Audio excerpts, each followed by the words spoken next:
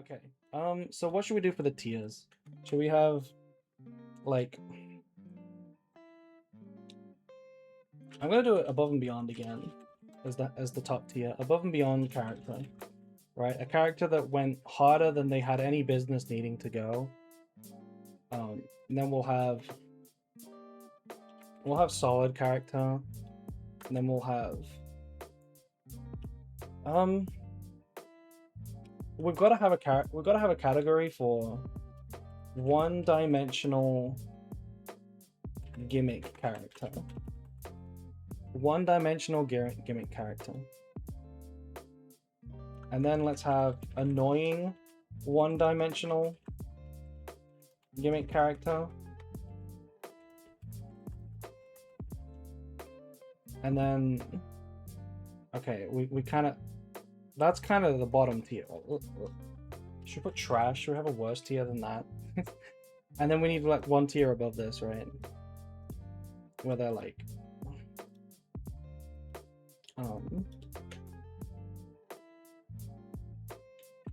could be improved.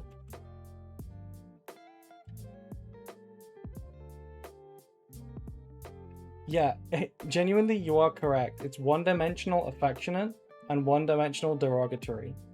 Right? This is gonna be oh shit, this needs to be here actually. Why not? Yeah, there we go. Solid, so above and beyond, solid, could be improved. And then yeah, this is gonna be get off the screen. Get off the screen. Let's make this black. Or let's make this gray even. Let's make this one red. This one orange. This one green. And this one blue. Okay. I think this is fair. We might decide that we need more tiers, I'm not sure. But basically I think all the characters are gonna fall into this, right? The worst characters are the one-dimensional ones. And the difference between these two tiers is just gonna be ones where I don't mind the one dimension that they have, where I don't mind it because I find it entertaining. And then this is gonna be the ones that I actually find annoying. Okay. Should we zoom out so that you guys can see a little bit more? I think that would be a bit fair. So first up. Actually, let's zoom out even more. There you go. There you go. Akane. What do we think of Akane, chat? Are we counting FTEs or just in-game stuff? I don't know what FTE means. Could be improved. She's hot. F tier or free time events? That's actually a good question. Because some of the characters do develop in the dialogue that is optional. No, I think I'm not going to include that because you don't need it. Realistically, you can play through the story as intended without talking to anybody. So, Hypo, hi chat, I'm very late today. Hello, Drake. Akane is a one-dimensional character, right? She's a one-dimensional gimmick character, right? Or is she could be improved? I feel like she's a gimmick character. She was a fetish character, like, but she had more than one dimension. She had more than one dimension, if you know what I'm saying, right? She liked to eat. That was a gimmick character thing, but she also liked to beat people up as a gimmick. She also liked to train as a gimmick, but she also had a somewhat developing relationship with Nekomaru. I feel like could be improved. She's not quite one-dimensional, but also for a character that survived the whole series,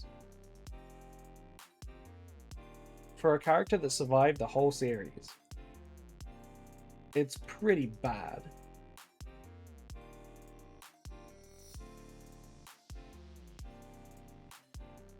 It's pretty bad, right? I'm not sure if these tier lists are right, actually. What did I miss so far? We did the entire case tier list already. I think she's could be improved. I don't think...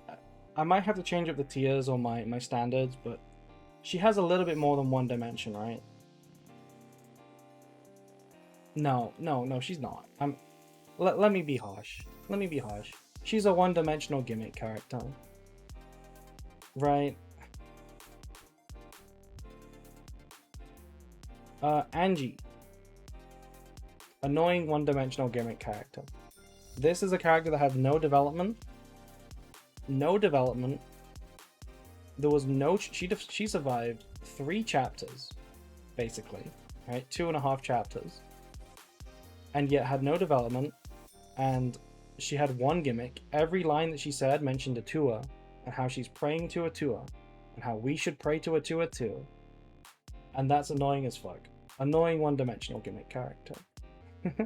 She's a gimmick affectionate. I disagree. Obviously, it's completely personal, the difference between these. Maybe switch gimmick and could be improved. I feel like I need a different tier. Honestly, I feel like I need a row above that says like solid, but then we've got needs a lot of work again. Right? Because I feel like Akane belongs here. Right? She needs a lot of work, but she's slightly more than one-dimensional. She does have a relationship with Nekomaru. And she has technically like 2 or 3 gimmicks. So I'm gonna put this needs a lot of work. Angie is an annoying gimmick character. Owie. Angie made every other character she interacted with worse. Correct. There was nothing more annoying than watching the brainwashed versions of Himiko and Gonta. Owie.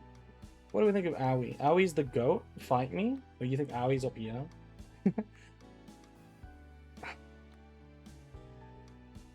Owie is solid, right? She's kind of solid. She's like when Danganronpa 1 first starts, you kind of group her with Hifumi and Taka as these stupid one-dimensional gimmick characters because she kind of comes across as that. But then she gets better as the game progresses, in a way, right? Like her relationship with Sakura exists, and that gives her depth. Chapter 4 is all about that relationship, so that gives her some depth. She clashes with Byakuya a lot, and that gives her some depth.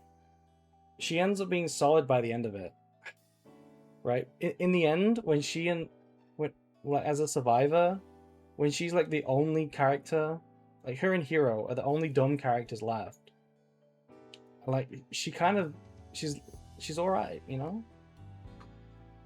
I have literally nothing negative to say about her, mostly because I have nothing to say about her. I don't think she's amazing. I think she's probably going to be the bottom of solid. She's going to be the bottom of solid. And to be fair, she could be improved. But this is a little harsh.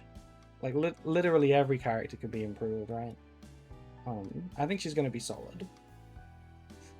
Byakuya. Hold on. I will say one thing about Aoi. The chapter 4 idea where she tries to kill us all is some pretty fucked up development. Like, I don't think Aoi deciding to kill us all in the class trial is in character, right? Like, she loved Sakura, sure. But would she decide to kill herself and everyone because we mistreated Sakura? It's kind of a bit extreme, isn't it? It could bring her down to this. I'll keep her in solid for now. Byakuya. What do we think of Byakuya?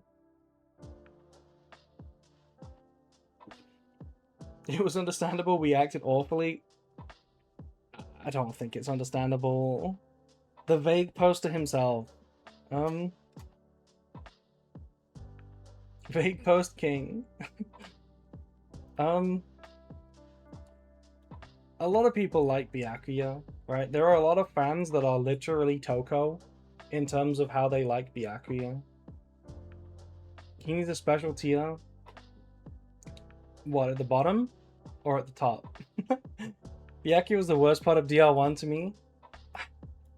When you think about what an in-group villain can be, right? Since we had a sample in the next games of like Nagito, what Kokichi is, given Byakuya as the in-group villain for DR1, it's really lackluster.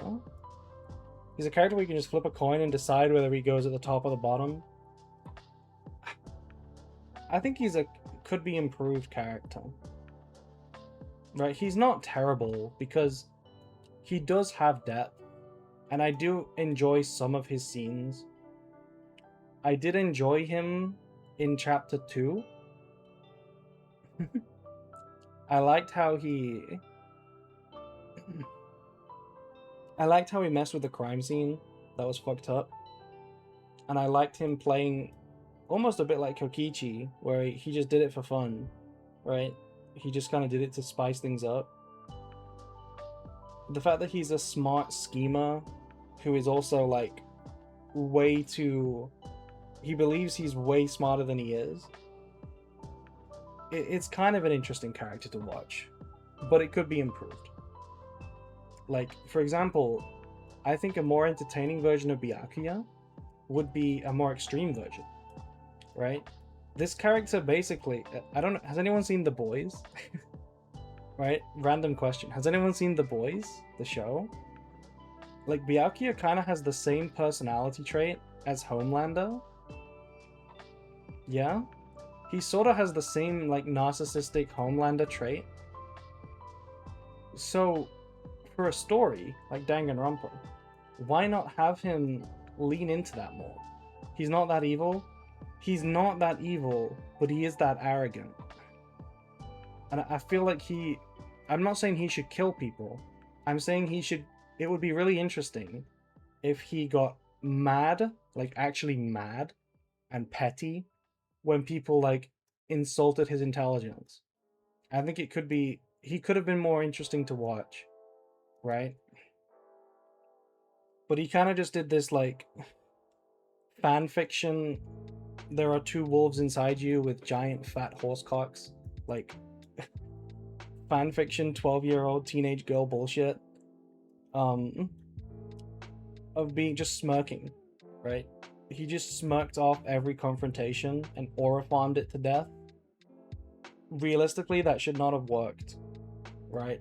It only works if you're 12, right? And you're writing your fan fiction hot male fantasy. Or hot woman fantasy, I don't know. Like the narrative should have punished him more, is what I'm saying. The narrative should have framed his interactions as more cringe than it actually did. So he could have been improved. He's the weakest villain compared to Nagito and Kokichi. I agree. Yeah.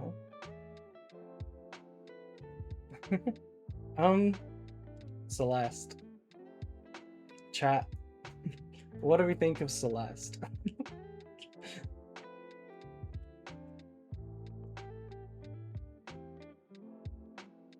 My goat, my queen? One-dimensional? So, Celeste was like... If you think about it, Celeste is prophesized by the Danganronpa premise. Right? If you know what I mean by that without me explaining it, you're a goat. Do you get what I'm trying to say? The Danganronpa premise prophesizes the existence of a Celeste character, right? Somebody who acts on the outside like a nice person and then is secretly a psychotic evil bitch. That is sort of just an obvious include for a Danganronpa game, right? The premise sort of demands that this character exists at least once. Um, like I feel like she was invented 1 second after the genesis of the premise itself, right? Like this character feels like it was invented to go in the in this story, or like the story was invented to put Celeste in it. Like this character's concept just is exactly what goes in this game. Her reason for killing being money was really dumb. I liked everything about her otherwise. I think she's a could be improved character.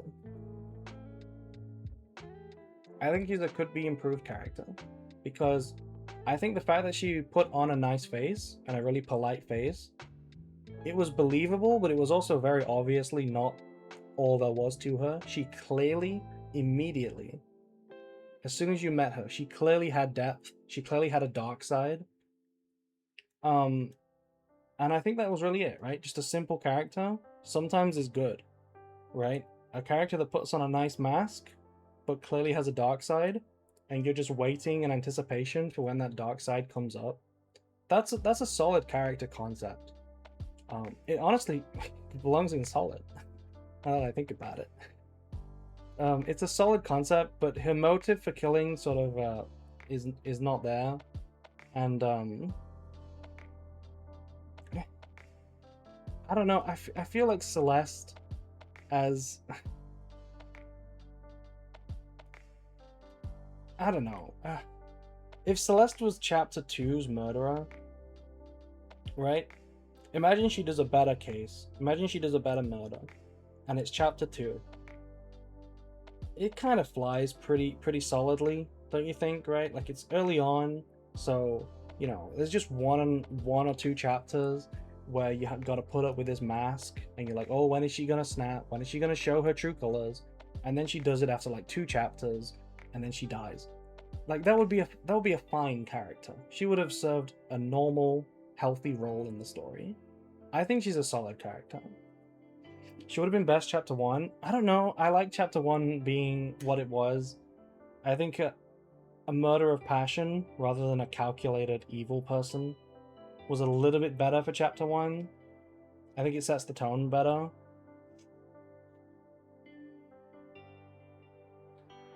Imagine if she pulls a boss or a move and just lets Ifumi get executed for her crime in Chapter 3.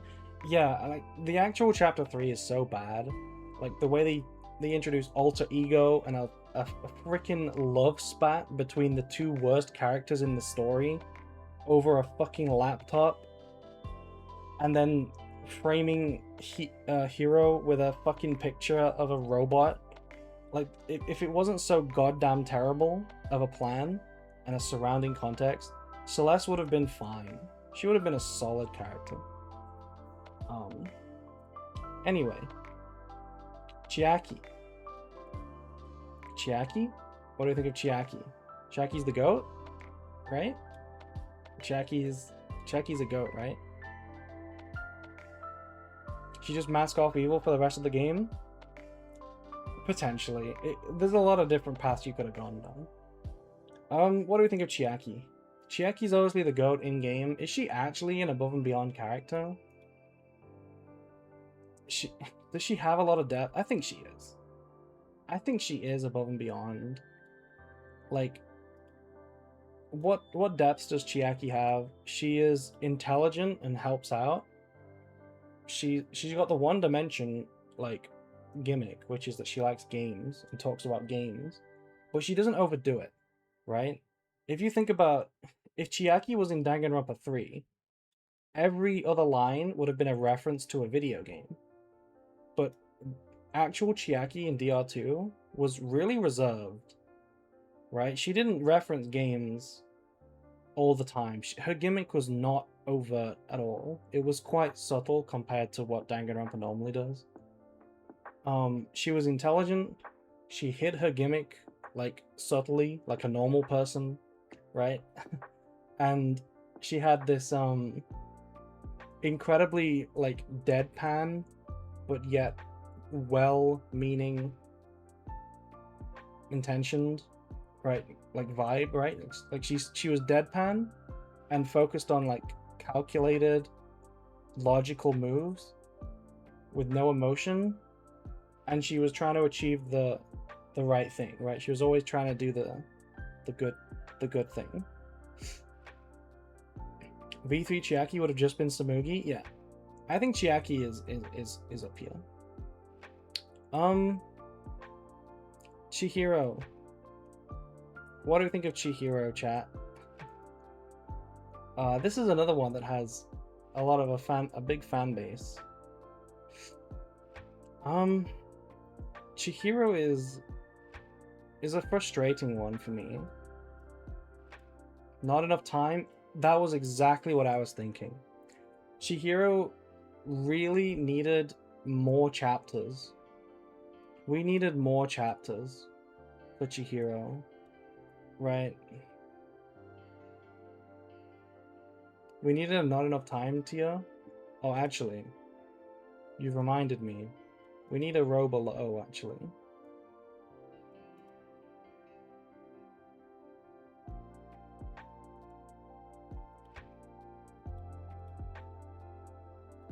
We need a row here that says not a character.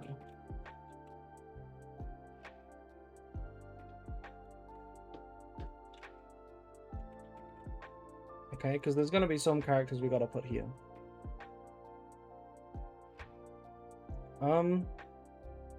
No, I don't think we need a not enough time character tier, because that's part of the challenge for writing Danganronpa. Like, I'm gonna hold the writers to that. Just because your characters die in the early chapters does not justify you making them trash. Like, a chapter of Danganronpa can take 10 hours to play. Like, you realistically can develop any character you need to. Like, look at Sayaka. Sayaka was the first character to die, and she was very solid. Like, we're gonna rate her relatively high, and like the death was impactful, right? You can develop any character. So I think Chihiro is...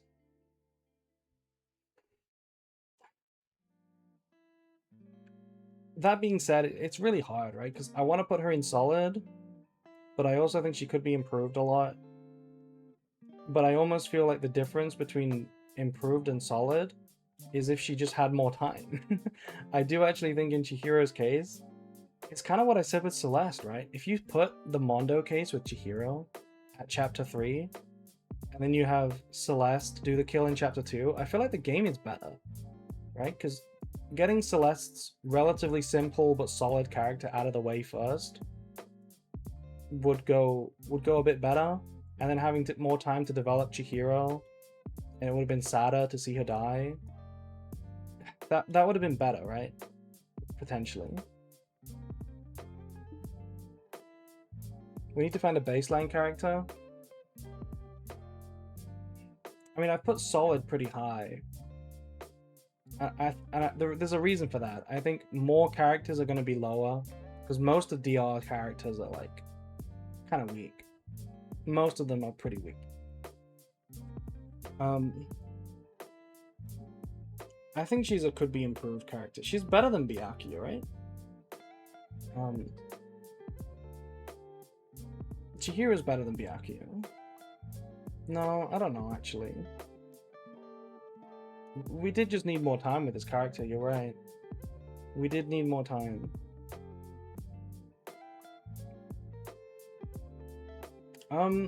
Let's just move on for now. Fuyuhiko. What do we think of Fuyuhiko? This is a divisive one, I think, actually. Fuyuhiko has a lot of fans that love him. I'm not a big Fuyuhiko fan. Boss baby. I don't like this character. I really never found him too divisive. Well, what did you think? Do you think most people like him? I think he needs a lot of work. Right? Low-key A tier? No, this character... Okay, it's probably here, actually. But he could be improved. I think he could be improved a lot. Because... I don't know, I just don't like him. I feel his past just murdering people drops... Yeah, this is the thing, right? He's one of the characters that has a history outside of the game of murder. which just makes it completely impossible to sort of judge him because the characters don't interact with him in a meaningful way. They don't in a normal way. He gets improved after he loses his eye. He does, and he has depth because his relationship with Peko, and the fact that he's secretly like a guy that like loves Peko, and like he's not this like evil bastard. And then he tries to make amends, and he struggles with it, and then he gets better, and he just tries to help out. Like he's all right. He's probably better than Byakuya. I don't know. He was super annoying at the beginning, but legitimate good character by the end. Was he a good character by the end though? Because he didn't do anything. He wasn't. What was interesting about him, right? I feel like the reason why he's cool, the reason why we like him towards the end, is just because he's somewhat smart. So when his lines of dialogue are going, you're like not rolling your eyes because he is advancing the discussion, and like he's helpful, right? He wants to help. He's not obstructing things for no reason. Like, he's not actually interesting for him. He just like, he's just not bad, right? He's just not annoying compared to the other characters that could be speaking. I feel like he's not actually entertaining on his own. I'm gonna put him in could be improved, because he could be improved. His voice actor carried. Yeah, this is a thing that happens a lot. Alright, the voice actor carries the character, like the perception of the character, because the voice actor delivers the lines so well. Which is fair, I guess. I feel like Akane should be higher than him. You think? I don't think so. I don't think so. I think Akane is pretty bad. Akane is a bad character. Gonta. What do we think of Gonta? Opinions on Gonta. just because of the whole murder not being addressed. It's not really his fault. It's the cast doesn't interact with him well enough. Hate that guy, he killed my Miu. Gonta was great. So here's the thing about Gonta, right? He's a one-dimensional gimmick character. Right, like technically he has two gimmicks, which is like I like bugs and I'm stupid and speak in third person. He also had this gentleman gimmick, but really the prevailing gimmick for Gonta was that he's dumb, right? He mentioned gentleman a few times, he mentioned bugs a few times, but the prevailing gimmick is that he's a dumbass. But he's also super nice. The fact that he's super nice and considerate is also a standout quality that he has. I feel like he's a one-dimensional gimmick character by definition, but I like him. I like him.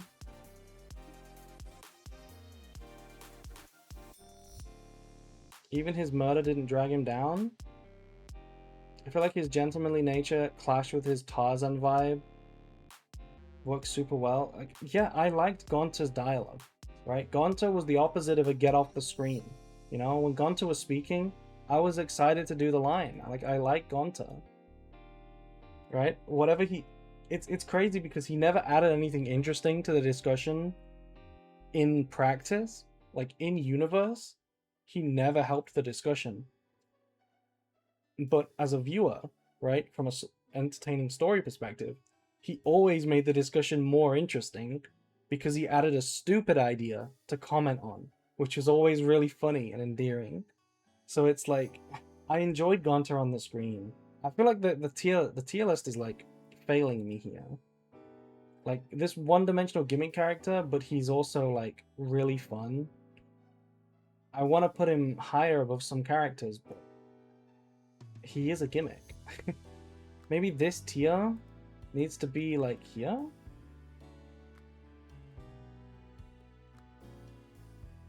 Does this tier need to be here? Like 1D, one dimensional? Like one dimensional? Oh my god. but I like him. Look at the fucking tier list. Look at how it writes that. How do you write in this box? Gunter's addition to the conversation is the same as a smile to the viewer's face. Yeah.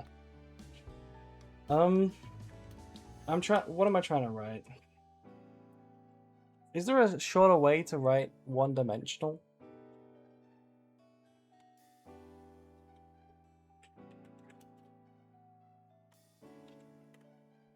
One-dimensional.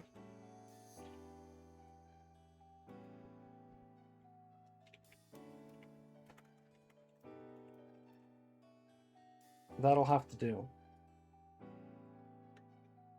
That'll have to do. One-dimensional, but I like them.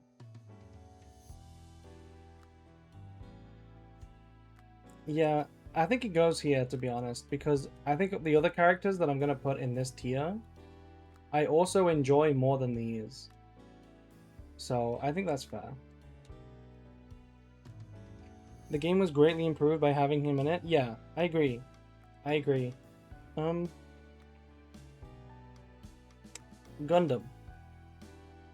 Gundam. What do we think of Gundam? I feel like Gundam might be in the same tier. Right? Like, he's one-dimensional, he has a gimmick. He's like, all he does is speak in his Chunibyo Baka kind of way. But his lines are obviously really entertaining. The hamster thing is really cute, and like he always offers an interesting. He's like Gonta, right? He's kind of the same as Gonta. I think Gonta does it slightly better, but like he's doing the same job. So yeah, he is DR2's Gonta. So interestingly enough, on my first playthrough of Danganronpa, I thought this character was awesome. I was like, this character is S tier. So much that he was one of my favorites throughout the whole game, the whole series. And I actually cosplayed him when I went to Comic-Con because he was my favorite. Right, I cosplayed this guy when I went to Comic-Con. But on the second playthrough, right, playing through with chat, I kind of realized that he's actually a badly written character. He has no depth. He has no depth at all. And he barely impacts the plot outside of doing the murder. He doesn't do anything. He doesn't have any real relationships. He has like a pseudo relationship, like the start of one with Sonya. 100% would rather Gonta and Gundam make it to the end than any of the characters that did in other. Yeah, I agree. I agree. I think Gundam and Gunta would have been great survivors. Because the thing about a survivor, right, it's kind of a writing challenge for Danganronpa. You have to find a way to make them entertaining and developed enough for them to be on screen for that many chapters, but also they have to be able to do that without being a victim or a killer in any of the chapters, which is hard, right? Because you have to give them like second-hand development instead of being the focal point of a chapter. But Gonta and Gundam would have been the perfect characters for that, because they actually don't need a lot of development to be entertaining, right? You don't need to do crazy relationships with these two characters. You could just have them be themselves, and we'll smile when they're on screen, you know? So these would have been great survivors. Hajime Hinata. The playable characters are awkward, in my opinion, because obviously they're like blank slates, but they do have personality. Hajime's not that cool, right? Hajime's not that cool. He's better than Makoto. He's better than Makoto, but he's not that cool. He's like here, right? He's like here. He's easily solid. I don't know. Solid is good. Honestly, I think I'm gonna change the category here. I think this is gonna be fine. I'm gonna call this fine. Like, I will accept this character being what they are, but I don't love it. I don't hate it, but I don't love it. I'm gonna call this fine. And Hajime's kind of fine, right? Like, he's a bit smarter than Makoto, he's a bit sharper, he gets to the point instead of, like, being scared of saying the point. I feel like Makoto was better because of his relationship with Bestie. But did he even have a relationship with Bestie? All he did was talk to Kyoko. He didn't even feel anything, right? There was never any like vibes that Makoto felt any particular way to Kyoko. Like there was no reason for any of it. He didn't have like a, and I don't mean like emotional like relationship feeling. I don't mean like he was attracted to her. I mean he didn't have any writing towards her, right? There was nothing to write about with how he felt about Kyoko. What did Makoto think of Kyoko? Did he admire her? Is there any evidence for that? Like not really. He didn't seem to have any opinion. He just talked to her, you know? I feel like Hajime does have some opinions and some feelings. Hajime relies on Chiaki and Nagito for being as good as a character as he can be. I don't know. What does Chiaki see in Hajime? Like, Hajime is just fine. He's just whatever. I don't think he's anything special. He's definitely the middle ground of the characters. Like, he's as fine as it gets, right? I'll take Hajime. Don't hate it, don't love it. And then, Hifumi.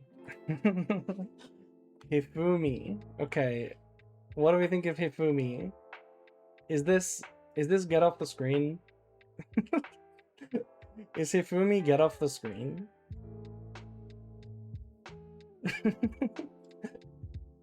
I mean, he's an annoying one-dimensional character. He's the one dimension that they gave this guy is that he's a pervert. That he's a complete disgusting pervert. That's his one gimmick, and that's what every line he says is about, right? He's also kind of a weeb, but like he's a weeb specifically for like horny shit. It's a get off the screen, right? He's get off the screen. I think I don't know. Honestly, if I was playing alone, if I was playing these games alone, then I would enjoy Angie more than Hifumi, right? Because Hifumi's lines are just disgusting. I just like get off the screen. However, playing through with chat, right? And where there's reactions to lines, he is better than Angie for a Twitch playthrough. Because the reaction that people have to Hifumi's lines is just, it's just more lively, right? There's more chat, there's more Hifumi, like, there's more stuff to, like, comment on. Whereas Angie is just boring. Hifumi creates content, but that's kind of an unfair way to judge it, right? I feel like he's a get off the screen. On Twitch, it's like, it's different because you know what I mean, right? He's a get off the screen. He's got to be. He's not going to be the only get off the screen, and he's not going to be the worst. He's not going to be the worst. All right, chat. Himiko. What do we think of Himiko? This one is divisive, right? This one's definitely divisive. I like her. Where would you put her on the tier list? I like Himiko more on the rewatch. Yes, I agree. Himiko is like fine. Lolly with a P fetish, solid. Yeah. Honestly, I didn't think I would ever say this about Himiko. Solid. Actually, she's here. She's the second best character we've ranked so far. I hate to say it, but she is. She is super solid. I don't know how, But somehow this playthrough,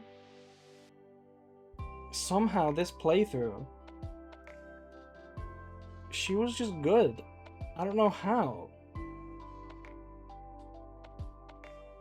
I don't know how, but she was just good. Like, I remember, I was pretty sure that I was gonna hate Himiko going into it. I was pretty sure that I was gonna be like, oh my god, she should have died ages ago. Can't believe she's a survivor. But somehow, I appreciated her existence. She actually felt like a more mature character than I remember. She felt more mature than I remember. And she got a lot of development, right? She actually developed, right? She had a silly gimmick to start with. She was like an annoying one-dimensional gimmick. But then Tenko died and she like had some development. And then like towards the later chapters, she just started trying a lot more and being more useful and more engaging. And like I said already, like by the end of chapter 6, right, when she was buried in the rubble and she got out of the rubble, what was I doing, right? I was like on the edge of my seat waiting for her to say it's magic, because somehow I was such a Himiko supporter at that point that I couldn't wait for her gimmick. Like somehow she was just so good. I don't know how. So yeah, Himiko, solid. Hiyoko. What do you think of Hiyoko? I think that I'm gonna shock everybody with this one as well. Is Hiyoko a good character or a bad character?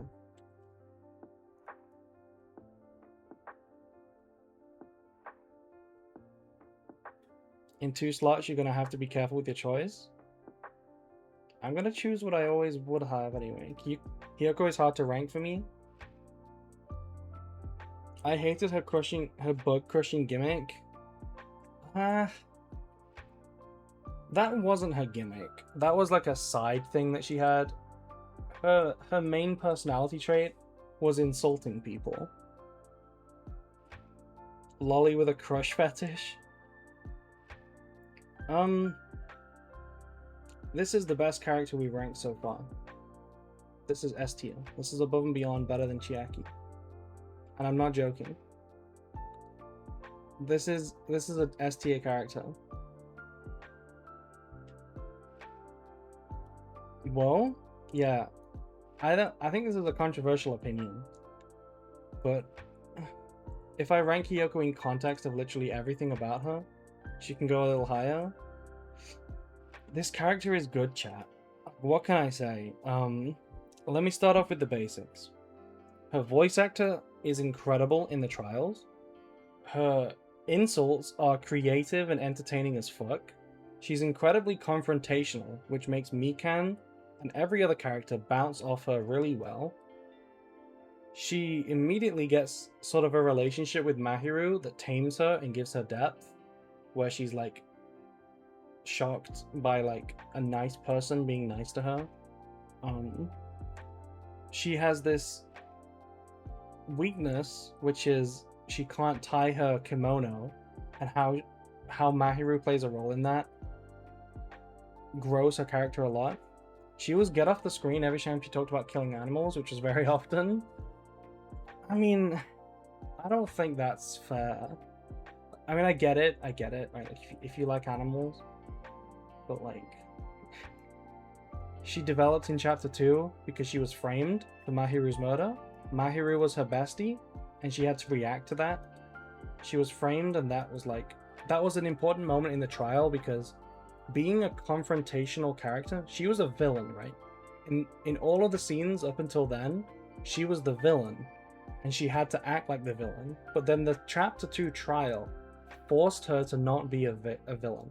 Because she was the suspect and she had to prove that she was innocent, and that basically put her on the same side as everyone else.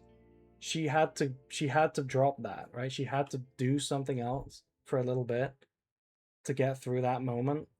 And then after the trial, at the start of chapter 3, she was developing so well.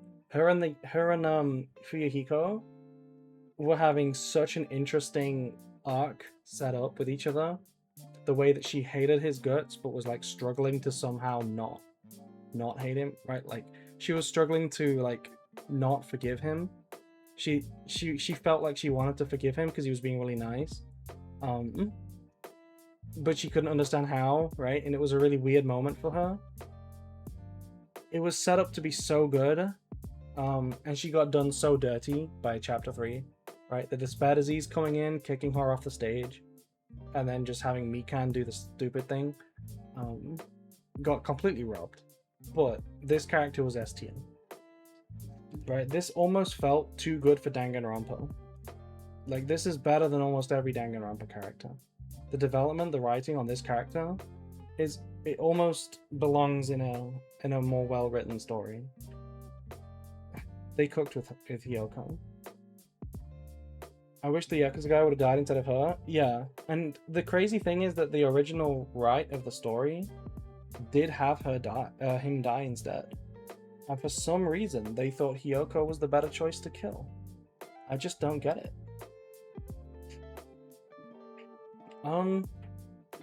Ibuki. Okay, Ibuki. Ibuki's great, right? Ibuki's so entertaining. It's hard to call her solid because she didn't have a lot of depth. Right? She didn't have a lot of depth. She didn't have a lot of agency in the story. She didn't do much, right? Like, yeah, sadly I can't put Ibuki higher than one-dimensional, but I like her. Exactly, right? Like, she's like this. This is where you have to put Ibuki, I think, because she doesn't have a lot to her, but yeah, she's really entertaining. I love Ibuki. She's so affectionate. She's so ADHD. I love Ibuki.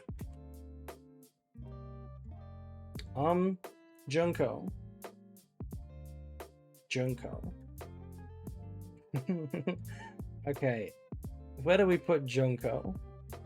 Oh boy, this one's a tough one because I'm just gonna come right out of the gate and say that this character is arguably here. Right? I'm not going to put her here. Don't worry, I'm not going to put her here. But you can make a good argument that she belongs here. Right? You know what I mean? You can make a pretty good argument that she belongs in this category.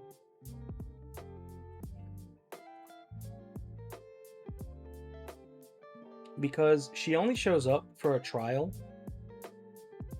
and like kind of a second trial in the second game. So she has very little screen time. And during that screen time, she's incredibly difficult to read on what she's like, who she is, what she stands for. And if the plot is to be believed at face value, then she's like a force of nature rather than a person. She's so unbelievably unrealistic in what she can achieve that she doesn't feel like a person. She chews up her 15 minutes of screen time. So I will say that her voice actor cooks. The way that she swaps between personalities from line to line is an entertaining gimmick. She is not really threatening. She's not really threatening. I don't feel like she's not a good villain, right? She's not actually a good villain. She's just this, right? She's just this. She's a one-dimensional gimmick character, but I kind of like them. But I don't even like them as much as I like these guys. She's kind of just this, isn't she? She doesn't really have that complex of an entertaining, that complex of a character. She is hot. I mean, if you think so.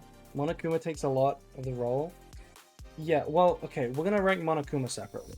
Obviously, I know in the first game, Monokuma's personality technically is her, but I'm not ranking them like that. That's not how I'm gonna rank them. Because Monokuma realistically acts different than Junko every time. So I'm not gonna rank them like that. This is this is where she belongs, right? One-dimensional, but I kind of like them. Yeah, yeah, that's fair.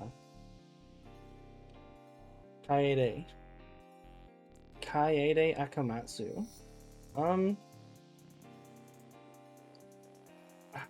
so Kaede has an elephant in the room for me, which is that she, in the one chapter that she has, she like sexually assaults multiple people. Which is, it's framed as okay because it's a girl doing it, which is just so nonsense. It's hard to look past, in my opinion. Address me, yeah. This character is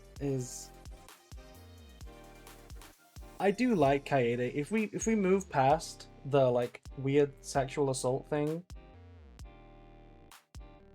Kaede's fine. Like she's solid, actually. She is solid. She's maybe even better than these guys. Like she has a simple character, but it's like it's simple in a normal way, right? It's not gimmicky one dimension simple. It's I am a pretty reasonably normal human being, right? I try to encourage the people I like. I try to be nice. I react normally to things. Like she's just a normal person. And I do like that she tries to kill the mastermind.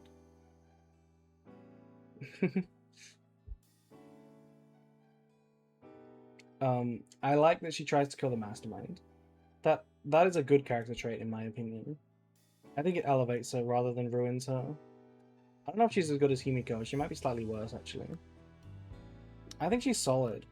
She doesn't get a lot of screen time, but that's fine, right? A simple character with not a lot of depth. Perfect for not a lot of screen time. Right? Normal character with not a lot of craziness, just a bit of normality. And it's really emotional. Like, she's sort of designed to be emotional. Obviously, she's written to be sad. Like, right? She's written for the first chapter. So that we can be sad when she dies. She's written to be like a super caring, you know, figure for for Shuichi. It's like a mentor figure for Shuichi that's written as such a kind, caring character who's unhateable on purpose so that it's really sad when she dies. And I think that's like fine, right? That's like fine. I like Kaede. Maybe she goes here, maybe she goes here. She's better than Aoi, right? Kaede feels slightly less, like a slightly lesser Sayaka to me, but still good enough to be solid. I mean, I think she's a better Sayaka in some ways, because in terms of her impact on Shuichi, she's way better than Sayaka, right? What Kaede is to Shuichi and what effect it has on his arc, she's way better than what Sayaka does to Makoto. Makoto barely mentions Sayaka at all, and barely seems to care, right? Like, Sayaka was going to kill someone and frame Makoto. Sayaka was like throwing him under the bus. And Makoto just sort of had to accept that, oh yeah, she's just another jackass, like all the other murderers. So it didn't really affect his arc. Not that Makoto even had an arc at all. Whereas Kaede set off Shuichi's arc. And that was way better than what Sayaka was. Next up, Kaito. Kaito's a homie, right? I like Kaito. Kaito's a good character. Kaito's like, he's either solid or he's like above and beyond, really. Kaito's a great character. I really like Kaito. He was a goofball, but I like what he brought to the story and his impact on Shuichi and Maki. Yeah, so Kaito is what I think. Kaito is, in my opinion, how you write a dumb character. Right? If you're going to write a character that is canonically, intellectually stupid, this is how you do it, right? Like, he is how you handle a dumb character and still make him good. Right? You know what I mean? Kaito is what Akane should have been. Yeah, right. Akane is the opposite. Akane is what happens when you take a dumb character and not do it well. Kaito is a good character that's dumb. Because what you gotta do when a character is intellectually dumb is you highlight their other characteristics, his emotion, his beliefs, his relationship with his friends. You feel that from Kaito. They're both super shonen protag coded. Okay, but the whatever story Akane is the protagonist of is probably a really bad story. He felt like an emotional support character for me. Yeah, but he was obviously written to be the sidekick to Shuichi. He was written to be your bestie. Like, he was the Kyoko, he was the Chiaki. Ultimately, in the end, he was what Chiaki was, he was what Kyoko was. Super good. Super good. He might even be here. He might even be here. I'm not sure. For now, I'll put him here. Kazuichi. Okay, Kazuichi is like another fine character, right? Like, in the later chapters, interacting with Kazuichi, just, it felt like a homie, right? He felt like a homie. Whenever you spoke to Kazuichi, it was like, yeah, bro, let's have a real reaction together. Kazuichi is one of those characters where he definitely could have been worse than what we got. I understand why he survived. I don't understand why he survived. I think because there wasn't a good chapter idea for him to be the murderer or the victim. Realistically, he made sense as like a homie, a comic relief character to just give a sort of normal reaction alongside Hajime. He's fine. He's fine.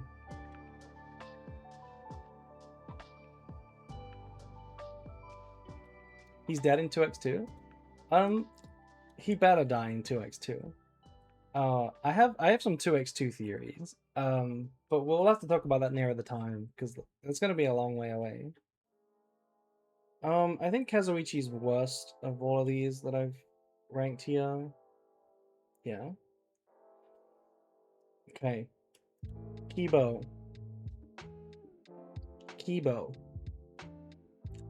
This is a tricky one.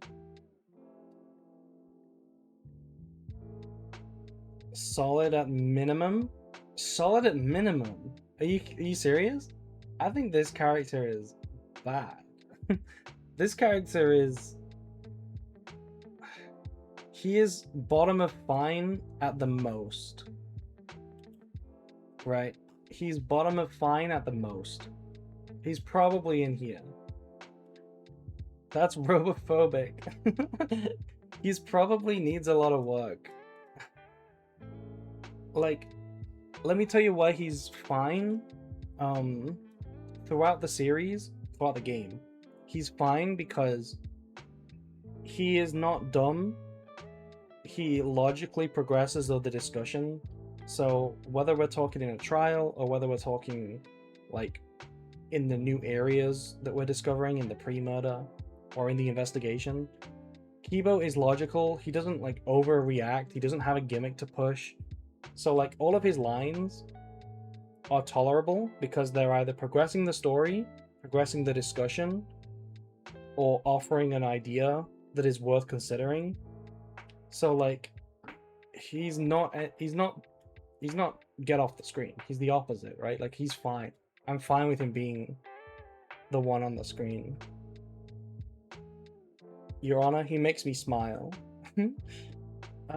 Because of that, I think he probably goes in fine. He probably goes in fine. He's probably a bit better than Kazuichi, actually. Only time I liked him was when he was going to blow up the whole place. The end saved him. He did nothing until then. He was only a victim of bullying. Well, he did do what I just said, right? He did offer meaningful discussion continuations. Like, he didn't have backward steps. Every step he offered in the plot or the discussion was a forward step. He never made us go backwards, right? He never wasted our time. But yeah, I think this is fine. I think he's like a fine character. Kirumi. Mommy. I don't know what to think of Kirumi. I genuinely don't know what to think of Kirumi. Like, like she's either really bad or really good. Like, she looked like 2B, that's it. I feel like she's not good. I feel like she's not good. What did you call her? Mommy. She did nothing except to murder. But like, I don't know what I mean when I say needs a lot of work, because what work do I need her to do? Like, I don't know what she needs doing to her. She's probably just fine. Her motive is the most interesting thing about her, and that's mostly it. I think her motive sucks ass. I think her motive sucks ass. She kind of did nothing and had no real relationship. She just spoke to everybody like a maid. She didn't really offer opinions. But she's kind of like Kibo, in the sense that she was smart, and so every line that she said was progressing discussions, except outside of the trials and the investigation. Kibo usually had like offering insight about like the memories and the outside world, whereas Kirumi had a lot of silly lines about offering to do people's pillows and whatever. So maybe she's not that good. You take this character who feels dutiful to a fault and give them a literal ultimate duty of taking care of an entire country. In theory, it's interesting. In practice, it does kind of suck. I think that's generous. I think in practice it sucks, and in theory, it's always gonna suck. This is a Danganronpa game. This is a story about a select group of characters in a tiny location, playing a game that is all about the relationship between them. If you make one of those characters the president, it changes nothing. It changes literally nothing. It's about how they interact with each other. That's all that matters, right? Like, their backstory is supposed to add like emotion and context, but I don't think the backstory like matters that much, right? Especially when it doesn't come up outside of the revelation. I think that was ass. I think it was pretty ass, right? Her motive was ass.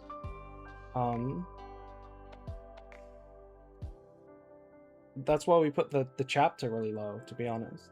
The chapter was pretty bad. I think she needs some work. Honestly. She needs some work. Flashback lights being the reason for a certain story element come up does hurt the story a little. Maybe. Kirumi's the only instance of that, right?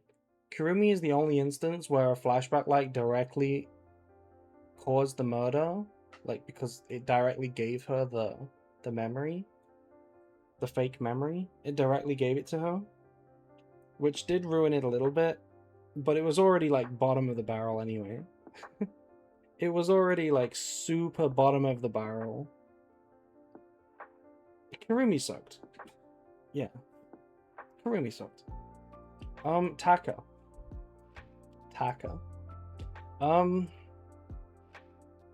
Was it not the monopad that made her kill? It was, yeah, but the monopad was a flashback light. Yeah, it was her motive video, but it was a flashback light, chat. Remember Kirumi said, I only remembered this upon watching my motive video? That's because it was a flashback light. right? She was given the memories when she watched it. Kokichi was killed because of the flashback light. In an indirect way. In an indirect way, right? Just in an indirect way. Not really directly. Kirumi was like really overtly, I'm gonna watch a video that the mastermind made for me, and boom, the desire to kill was implanted into my mind. Right? It was almost that direct. So that it sucked ass for that reason. But even if it was real, it sucks ass. Even without the flashback light thing, Kirumi fucking sucks. Taka. Taka is a trash character, right? Annoying one-dimensional gimmick character. I don't really want to say much more about this guy. He's he's just obviously stupid. Like, this was poor, right? This is just really poor writing. It feels like they wrote this character in 2 seconds.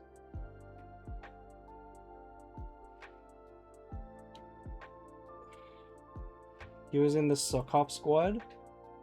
What is the Suck-Off Squad? What is the Suck-Off Squad? Like him and Mondo? He had a thing with Mondo briefly. He had a thing with Mondo, right?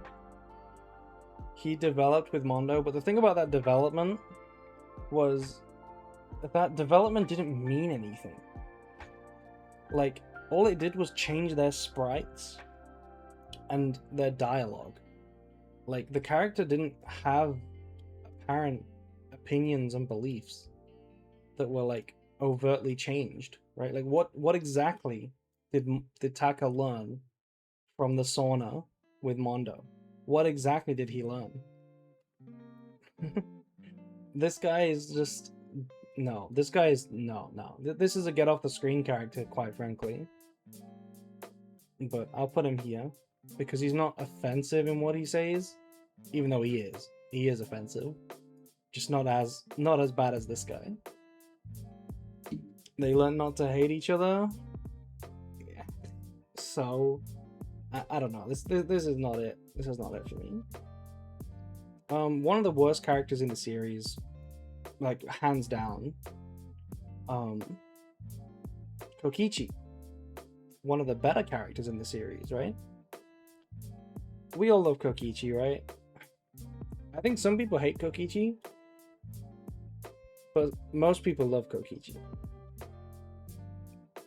Rat bastard. Most people Kokichi up here. And I think I'm one of them. I think I'm one of them. I think I like what Kokichi brought to the table. He made every single case more entertaining. And the cases where he was a focal point, he was by far and away the best part of it. He took a 39-inch chest away from us. You mean Gonta? Or Miu? I feel like Gonta had like a 42-inch chest or something. Gonta had a crazy chest. I think he's the best, right? He's better than Chiaki. He's better than Hiyoko. He is the most entertaining character in the series, probably. He's really fun. Can't complain about Kokichi. Next up, Kyo. I like Kyo. I think Kyo's good. Kyo's a solid character. I like Kyo. He's probably even a little bit better than some of these. Agreed? Yeah, agreed. Like, he's actually alright. I don't like his motive for killing in the end. I don't like what he was outside of the story. I also don't like what his outfit implies he is as well. But in terms of the actual text, the chapter 1, 2, And most of 3, he's good. He was the first character that wanted to beat the mastermind and willing to kill for it. Was he? Was he? I don't think that's true. Was he? I don't remember. But I liked him. Whenever Kyo spoke, he kind of had this Kibo thing that I mentioned, right? About Kibo. I feel like Kyo was the same, where he was relatively intelligent, so most of his lines offered further discussion and progression of the plot / discussion that was just good, right? Because it moved the pace, right? Like Kibo and Kyo are like, they're like, how do I describe it, right? It's like when you play a Sonic game and you have like those boosts on the ground. That's what these characters are like. When the dialogue switches to them in the trial, it's a speed boost, right? It progresses things forward. So like they're the opposite of get off the screen, because you're like, yes, say something smart please so we can get moving. He's like that, but he's also more interesting than Kibo because his occult stuff is interesting. The fact that he's very, very clearly a fucked up person, like you can just see it, right? His paraphernalia, the mask, his laugh, he's just so obviously a fucked up individual. But the fact that that doesn't come out, it's kind of like Celeste. If you think about it, right? He's kind of just Celeste, but better, right? He is the same as Celeste in terms of what the character is. It's very transparently like nice, kind person, well-mannered, who very clearly has a dark side. His manner of speaking was also entertaining. Yeah, it was. And I see you trying to emulate it, right? Where he spoke like that, right? Imagine if they had to deal with him for the rest of the game. Yes. I mentioned this in the chapter discussion, but that was one of the big letdowns of chapter 3 for me. I was really hoping that he wouldn't have killed Angie, and that he would have just killed Tenko, and they would have had to deal with that. He really is just like Celeste. Yeah, he's just Celeste. But he's a better Celeste. He's a better Celeste because he has just slightly more depth than Celeste. He's just a better Celeste. He just feels like another version of Celeste. Really. Kyoko, bestie. How good of a character is Kyoko? I mean, she's at least good. Queen.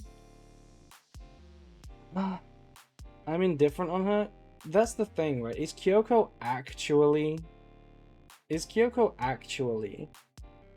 like a god tier character, right? Like people could put Kyoko up here. When we play through the game, she is the best thing about the game because she's the best thing about the game because every single character is insufferable to speak to except her. She always progresses the plot in not just like a Kibo Kyo kind of way, but like actually in like a super deep, meaningful, important way. She always progresses the plot. Like, and we know that she's the main character, so like every interaction we're like desperate for it. We're like salivating at the mouth for Kyoko interactions. But is she actually that well written? Like, is she actually that good of a character? I don't know. She was just kind of like super smart. She kind of felt like Elle from Death Note, where she just sort of had the right answer given to her because plot said she's smart. So she just sort of always suspected the right thing, just sort of by default. I don't know if that's an above and beyond character. I feel like that's just a solid character. Right? I feel like she's here. I think Kaito might be slightly better than her, if I'm honest. Yeah. She's not god tier. She's just alright. Like, she stands out in Danganronpa 1 because the rest of the characters are so bad by comparison. But, like, imagine for a second that Kyoko is in the V3 cast, right? Imagine like a chapter 4 where Kyoko is in the trial interacting with a Kokichi and a Kaito. I feel like she's not the standout, right? She doesn't actually steal center stage. She's not actually like that good. The most interesting moment with her is when you beat her and get the bad ending. You mean when she gets executed? Yeah. She had to work too hard to carry the plot forward. She couldn't really develop herself. She does get some development towards the end. Think of it. Wait, are you guys doing the meme? The how it feels meme? With the thick of it? And the, you know what I mean? The execution? She does get some development at the end, right? When she has like the headmaster stuff. When she, like, her dad, and she kind of like doesn't forgive her dad or doesn't want to, but secretly does.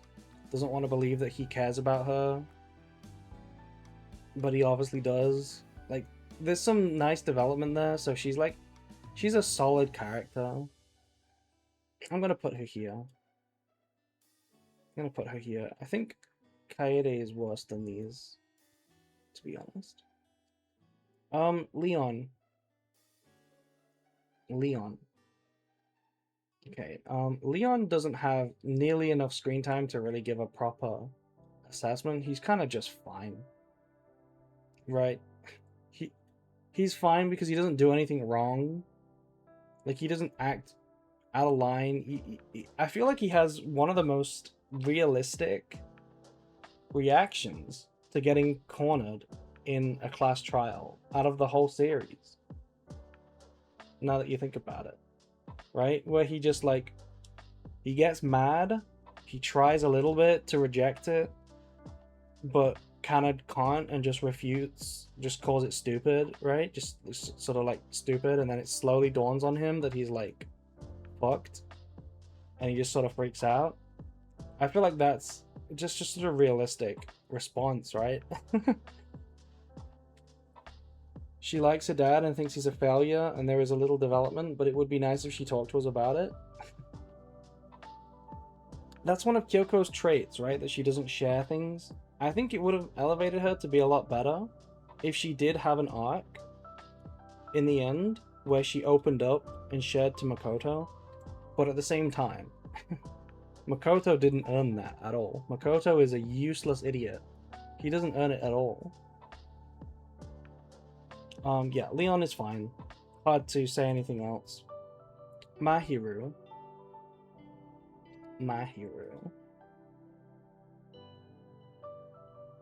I kind of like Mahiru. She's not one-dimensional.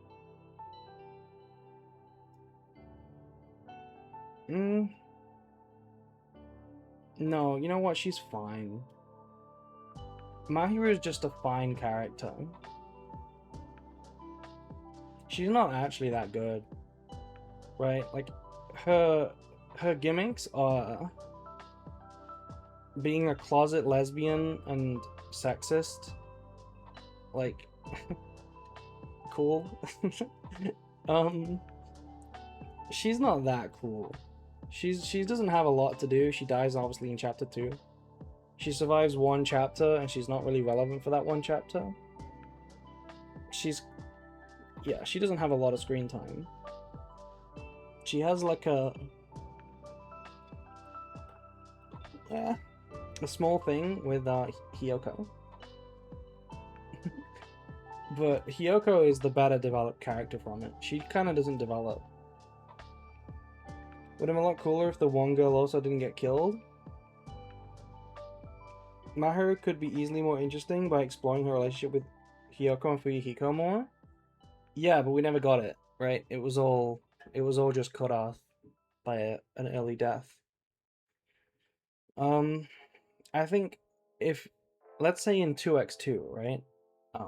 In 2x2, if she was like a survivor, she'd probably be really solid. But she needs an arc, right? She needs some development. She needs something. She's kind of fine because I don't hate her. She's fine. She makes Hiyoko and Fuyuhiko better, but she kind of sucks. Exactly, right? She's required for Hiyoko to be S tier, but she doesn't do much herself. Protag Mahiru could easily be solid. Yeah. Protagonist Mahiru, where we get a camera gimmick where instead of just getting truth bullets, we can snap screenshots, right? With the camera. That would be cool, right? Maki.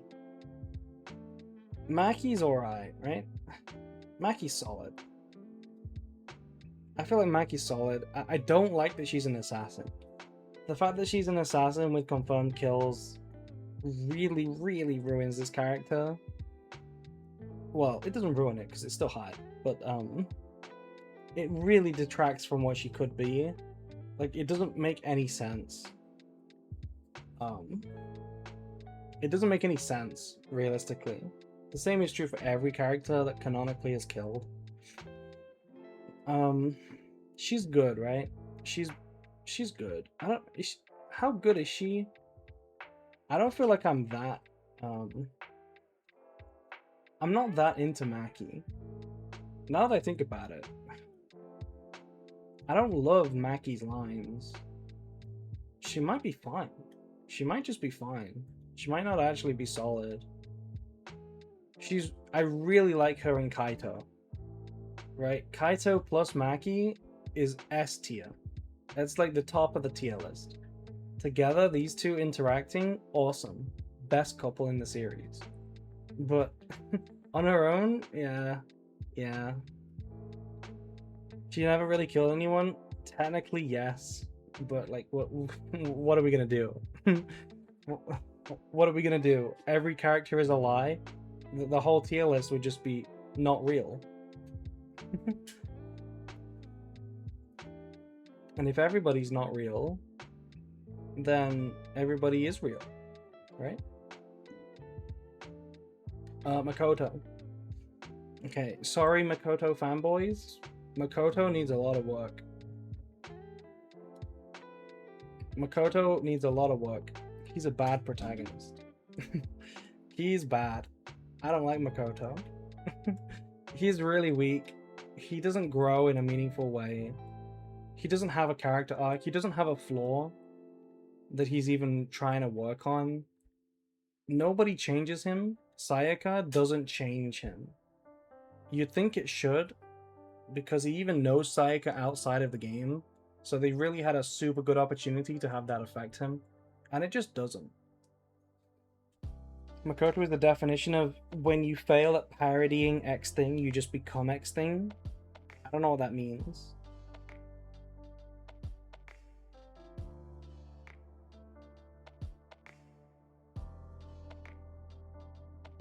I don't know what that means.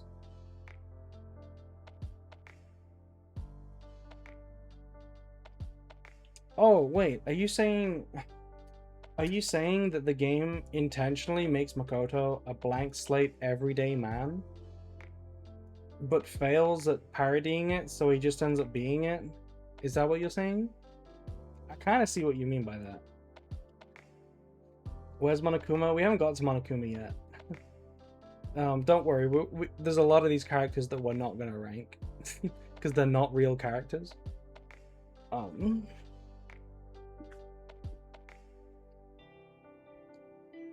Yeah, Makoto sucks. He's the worst of the protagonists. He gets better each chapter, but not enough. I also just don't like his stupid face. Is it okay to say that? I don't like his stupid face. His sprites suck. Anyway, Mikan. Oh, Mikan. What is Mikan? Mikan is the biggest victim of the bad chapter that she's in, right? Mikan is robbed completely by the chapter that she's in, because Mikan is this, right?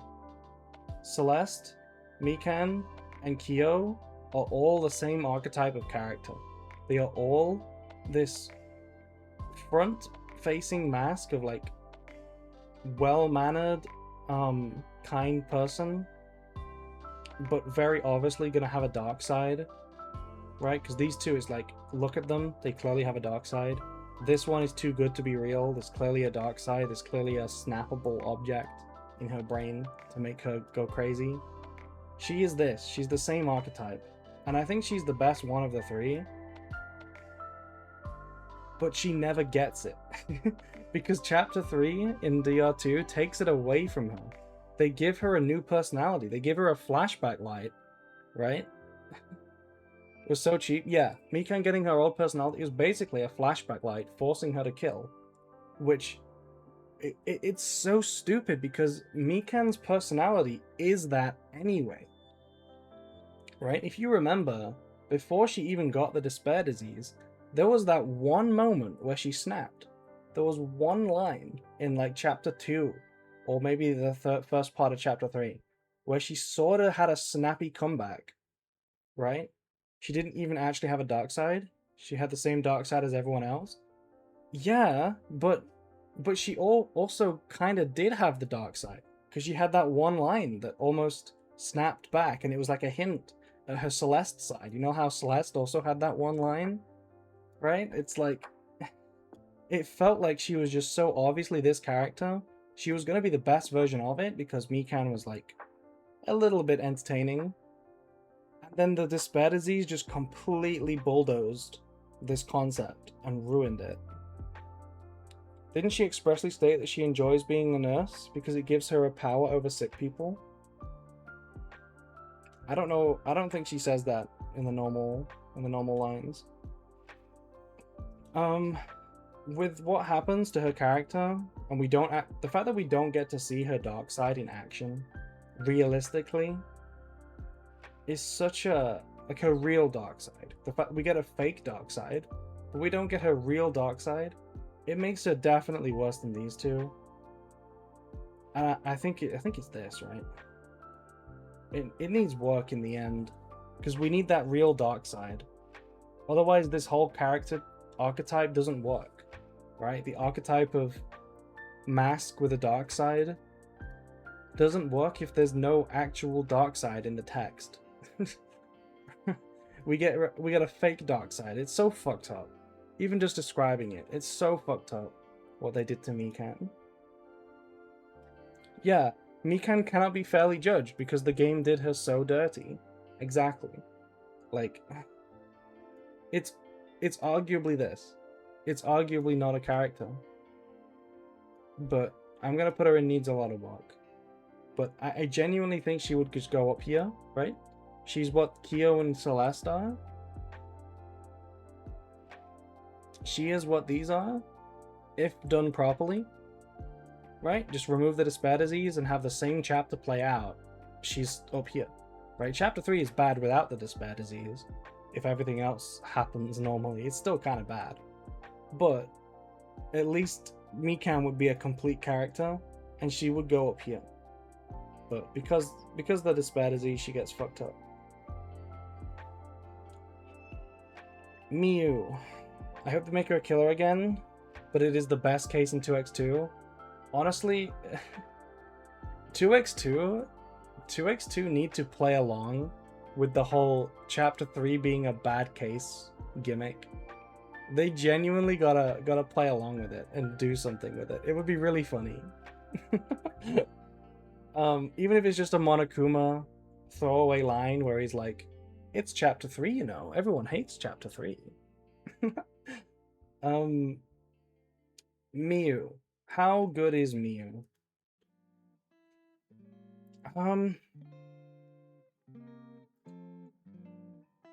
Okay, so Miu is kind of a one-dimensional gimmick character. Most of what she is just a bunch of dirty jokes.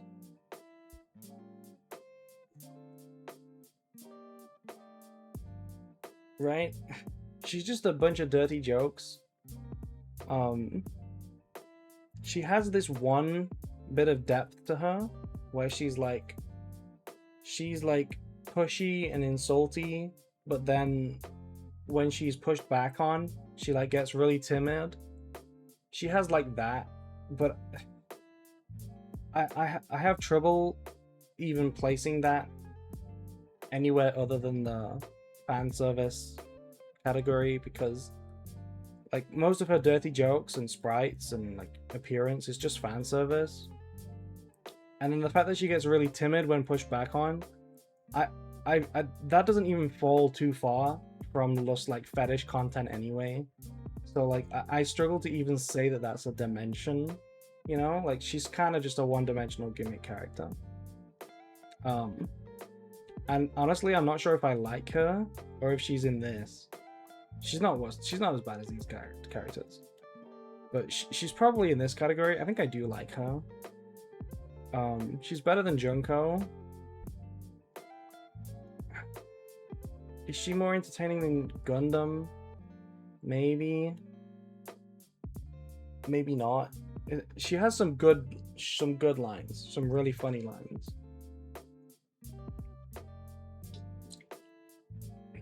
She kind of falls apart in chapter 4. We mentioned in the other tier list, like she falls apart in chapter 4 because her motive for murder doesn't really make a lot of sense, given that she's quite literally just invented overpowered weapons that could be used to end the killing game. It kind of feels nonsense, right? The virtual world like does her dirty as well. Have we been out of music? I'm sorry. I'm sorry for the music, chat. I don't actually listen to my music. I don't wear my headphones most of the time when I'm streaming because, I mean, there's no point. I don't need to hear the music. But yeah, Miu is kind of just fan service. She's a one-dimensional character, and that one dimension is fan service. 4 is a character assassination like 2-3. It's not that bad, right? What they did to Miu in chapter 4 is not the same as what they did to Mikan in 2-3. It's not the same. It's pretty bad, but it's not as bad as what they did to Mikan. I'm gonna put her here. I think I like her a bit more than Gundam. Definitely more than Junko. Mondo. Mondo doesn't get a lot of screen time, but he's kind of alright. He's like fine, right? Mondo's fine. He could be better, he could be worse.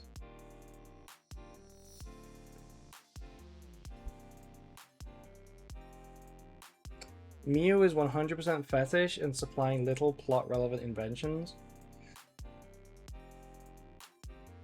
Yes, personally, I think what she did in chapter 5, right, the way that she invented the stuff, I think she needed to be alive in chapter 5. I think that would have made chapter 5 better for everyone, right? If Miu was alive with her inventions, because then it wouldn't feel as much of an ass pull. Because we could, instead of Kokichi just having them, and instead of it being ridiculous to think that she wouldn't have brought them up beforehand, we could have had, like, Shuichi commission Miu, right? We could have had, like, Miu inventing them on screen. That would have been slightly better, right? Then the Electro Hammers would have felt like less of an ass pull, because at least the inventor would have been there to offer some comments on them. Like, it would have felt a little bit more natural, not like a Deus Ex Machina. I think she should have been there for chapter 5. Maybe instead of Himiko. As much as I like Himiko, maybe instead of Himiko, she could have elevated chapter 5. Yeah. Anyway, Mondo goes in fine. He's not got a lot. He's cool. I like what Mondo is to Chihiro. I like how they're like character foils of each other, right?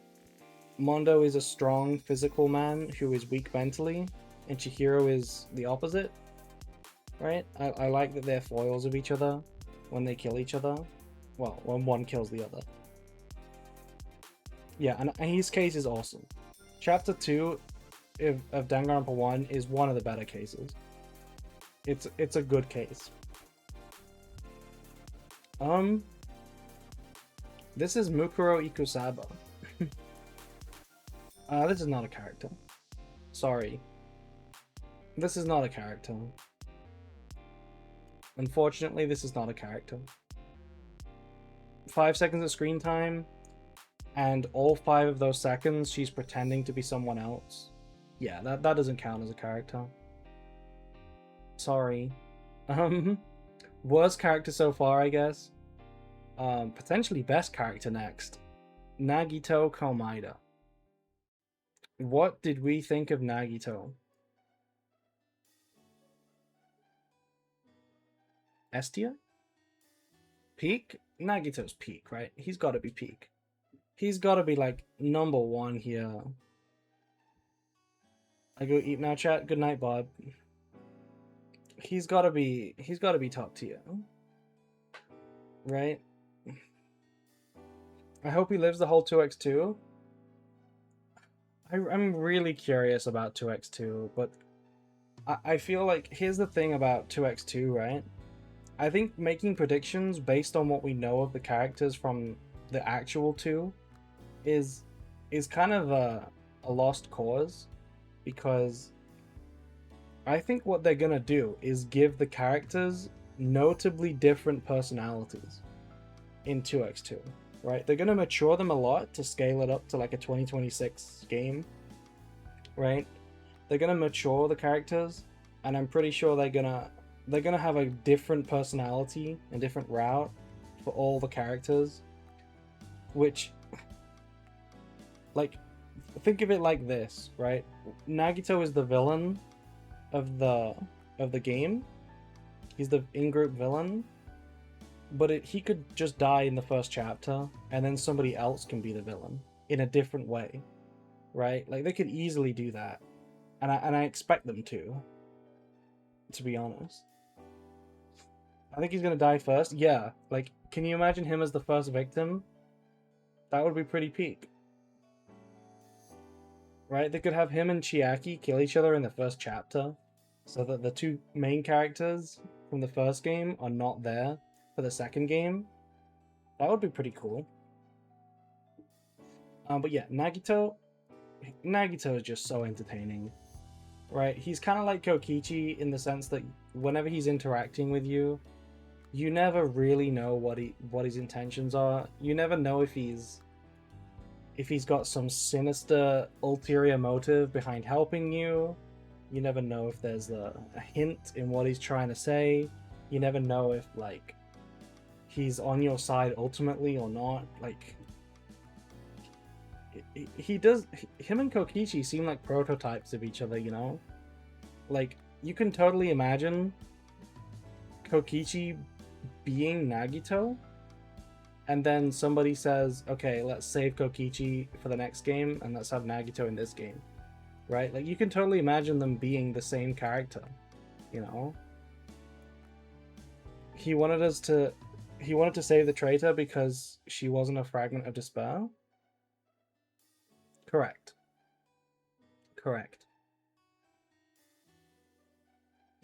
Nagito is just entertaining. He's just so entertaining. Sometimes I want him to shut up. Like, sometimes I want him to shut up. Less than Kokichi. But I think his highs, I think the high of Nagito is higher than Kokichi. Because, I don't know, I just think it is, right? Just realizing what Nagito did in chapter 2.5 was just such a gut-wrenching moment. Kokichi never did anything like that. The Nagito reveal in chapter 2.1, right, in the first case, when he reveals to be evil, is so menacing. Yeah, he's number one. He's number one. I will say, actually, there's one thing I don't like about Nagito, and that is his obsession with, like, talent. I don't like the way he digs at Hajime for no talent and things like that. I think that's boring. Those lines are boring. Realistically, I don't really care for those lines. So maybe Kokichi beats him on that aspect. I'm not sure. These could go either way. Which one would you chat? Would chat rather Kokichi be at the top here or Nagito? They shared a pose? They did share a pose. He's way scarier. Yes. If you were realistically in a killing game, Nagito would intimidate you more than Kokichi. Talent is a huge plot point in DR. It is, but I don't really care for it. It's kind of a cringe plot point. I think his obsession with it, his lines about ultimates and talents, that kind of brings him down personally. I think I'm going to put Kokichi ahead of him. I think Kokichi's slightly better, in my opinion. Let's go down. Okay, Nekomaru, one of the worst characters in the series. This is an annoying one-dimensional character. Right? Nekomaru is an annoying one-dimensional character. I don't like him. He gets the robot form, and maybe the robot form needs a lot of work, but he's pretty low overall. This character is bad. He does have the great line of "Holy shit, I have to shit." Does he say that? Yeah, I don't like this character. I do not like this character at all. I think I like him even less than Teruteru. I think it's Get Off the Screen. Even worse than Hifumi. I think he's a Get Off the Screen because his lines are also so long and so loud. His voice lines are so loud, and his dialogue is just all caps. Like, this is not it. No, this is the worst character in the series. Has to be. Peko. A lot of people like Peko. Is it just because of that swimsuit picture? I don't think Peko's very interesting. Peko is in this category, right? Peko's in this category. Needs a lot of work. Here's a cool moment where he sacrifices himself for Akane. Yeah, he does, but Akane's not interesting, so that whole scene is not interesting. Peko's down here. Yeah, Peko is just I love my master and that's it. Peko has that mysterious cool lady vibe and that's kind of it. Yeah, and that's worse than what she ends up being, right? Mysterious cool lady from foreign land or something. She ends up being worse than that, right? She just ends up being I love Fuyuhiko, I will die for Fuyuhiko. She's pretty bad. She needs a lot of work. Yeah, barely feels like a character. Because she doesn't do anything important. I mean, in chapter 1, she has one role, and that is to take a shit. Right? She occupies the bathroom because she's taking a shit. That's her only role in the plot, other than being the killer. And even as a killer, she's weak. Because as a killer, she only did it for Fuyuhiko. That's it, right? She just did it to care for him. Yeah, pretty bad character. There's a world where they could have done a lot more with her, seeing herself as a tool and the whole depersonalization issues, but they just don't. She's there so Fuyuhiko can kill someone without getting punished. I don't think that's quite right. I don't know if you were there, Zoa, for my discussion on 2-2. But I gave a pretty in-depth opinion on it, and I felt like my interpretation was, yeah, okay, you're right about that. They wanted to give him character growth from it. They basically wanted him to be such a key player in the murder, but survive, right? So that he can keep being a character. Yes, you are right about that. My interpretation of 2-2 was that Heko killed Mahiru for the purpose of taking away the burden and struggle of Fuyuhiko, because Fuyuhiko was struggling with whether or not to kill Mahiru. Like, he wanted to, but he also didn't want to. So because of the killing game, I think Heko decided to kill Mahiru so that he would never kill Mahiru, thus eliminating the possibility of him being a blackened. And then the whole pretending to be a tool thing, just to see if Monokuma would you know, take the bait and make the blackened Fuyuhiko. I think that was just an extra plan on top, but I think her main plan was just to make it impossible for Fuyuhiko to kill Mahiru, right? And if you think about it, the best way to do that is to kill Mahiru yourself. That's my interpretation of 2-2, because it's the most generous one to her character, and to Fuyuhiko's character, and to the writing, right? That's the most generous interpretation. And to that end, her character ends up being okay, right? Because that's like, I get it. That's the kind of thing that somebody who loves Fuyuhiko would do, right? It's like a self-sacrificial thing, but she didn't have any depth, so she didn't really have anything else to go on. My problem with 2-2 is there was no reason to kill her because she clearly had no memory of it. Like everyone else, why would you trust Monokuma? Yeah, she had no memory of it, so like killing her is like philosophically weird, right? If you kill somebody and then your memory gets wiped, do you deserve to be punished for it? Like, that's a philosophical question that I don't know the answer to.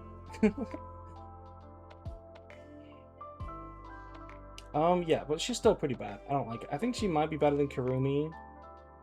Maybe. Sure, yeah, she's a little better than Kurumi. Rentaro.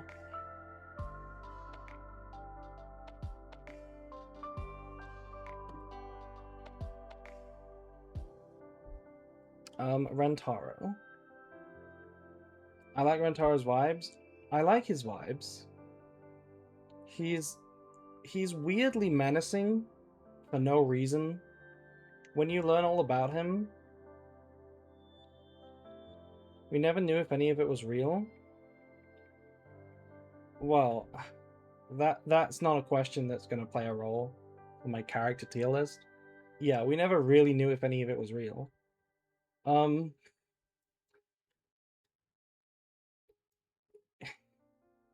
He's fine, right? Like, I like his vibes. He might be like a little better than fine. Might be like here. We're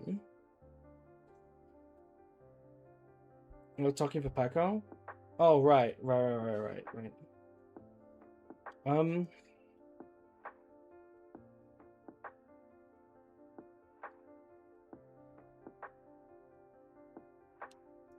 Rantaro doesn't have a lot to go on. There's just not a lot to go on for Rantaro. It's hard to give him much. I mean, if we look at the characters that are in Fine, it's a lot of the early deaths. The Twilight Syndrome murder case stuff is confirmed canon. That doesn't mean anything to me. I'm not really into that. I'm not really into that, if I'm honest, right? Like, the story, the text Danganronpa 2 does not make it clear whether it was real or not, then it's not clear, right? Like, quite frankly, I don't care if the author confirms it. That kind of stuff, I don't vibe with that. If it's not in the text, it's not in the text. That's kind of how I see it. That's why I'm not commenting on any of these characters' lore outside of the game. Like, there's an anime about these characters, and I have not mentioned it once. Anyway, Ryoma. Ryoma sucks, doesn't he? Doesn't Ryoma suck? Like, he's got a deep voice, and that's it. He's got a deep voice, and that's it. He could have been better. I don't know if he needs a lot of work. He kind of needs a bit of work. I wouldn't call him fine, because I have complaints about Ryoma. He's kind of in between here, right? He needs a bit of work, so he's like the top of me. Needs a lot of work. He was born as a comical character, yet his background is kind of sad. Yeah, like, why is he so small, and why is his face so stupid? And why is his voice so low? If he's like supposed to be a serious character, right, with like a no will to live and a backstory of murdering someone, it's just a little weird and jarring. But mostly the issue with him is just he's just silly. Yeah, he's just silly, right? Why does he look like that? Why is he so small? Why is he like tennis? If he's gonna be a prisoner who murdered somebody. I like the idea of a character who actively believes his life has no purpose and actively wants to die, being forced to participate in a killing game. Yeah, right, but chapter 2 is hardly that. Like, I get the parallel they were going for, right? I get the theme of chapter 2 here. It's purpose. The theme of purpose, right? He has no purpose, and Kirumi has infinite purpose as, like, Prime Minister. But it didn't land. I don't think it landed because Kirumi was dumb. Like, Kirumi's... The Prime Minister twist was stupid as hell. And they didn't really lean into this purpose thing very well, because I feel like the narrative blended together having no purpose and being willing to die into the same thing, which they're not really, right? Having no reason to live, like nobody to live for, no important people, is not the same as suicide. It's not the same as forfeiting your life. And then the text kind of conflated the two. I didn't really like that with Ryoma. I felt like it was a little out of nowhere. I know he offered to die in the first chapter as well, but it didn't hit for me. I can get some people liking him. He's probably fine for some people. He's not my favorite though. I don't really like him. Sakura. Sakura. Sakura's surprisingly good, right? Like, I didn't think I was gonna like Sakura. She's just like a muscle head. Sakura does her job and she does it well. Like, what is her job in the story? Her role in the story is to... I don't even know how to describe it. What is her role in the story? Is she meant to be a subverted expectation? Is she meant to be, look at this giant monster who is a nice person? Is that her role? Facilitate Aoi's development? I mean, making friends with somebody is hardly an important role. That's like, anybody could have done that. She's one of the few non-dumb people. Sakura is aware of how dumb she is, right? She's not that dumb, but she's also not that bright. And she's aware of how bright she is. I feel like she's the most mature character in the cast. She's good, right? She's good, but Is she solid? Is she solid? I don't know. She never truly detracts from the story, but her lack of trial contributions does kind of hurt her. She knows that she isn't the brightest, and so she just kind of doesn't bother to speak up. Sacrificing herself to protect her friends and breaking the rules in the process is cool. I think her chapter was bad. 1-4 was one of the worst. I put that in the bottom category. I think that chapter was really bad. But Sakura herself is alright. I think I'll put her in solid.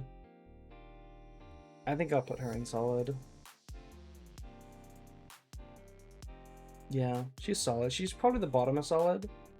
She's alright for me. Sayaka. Sayaka is good.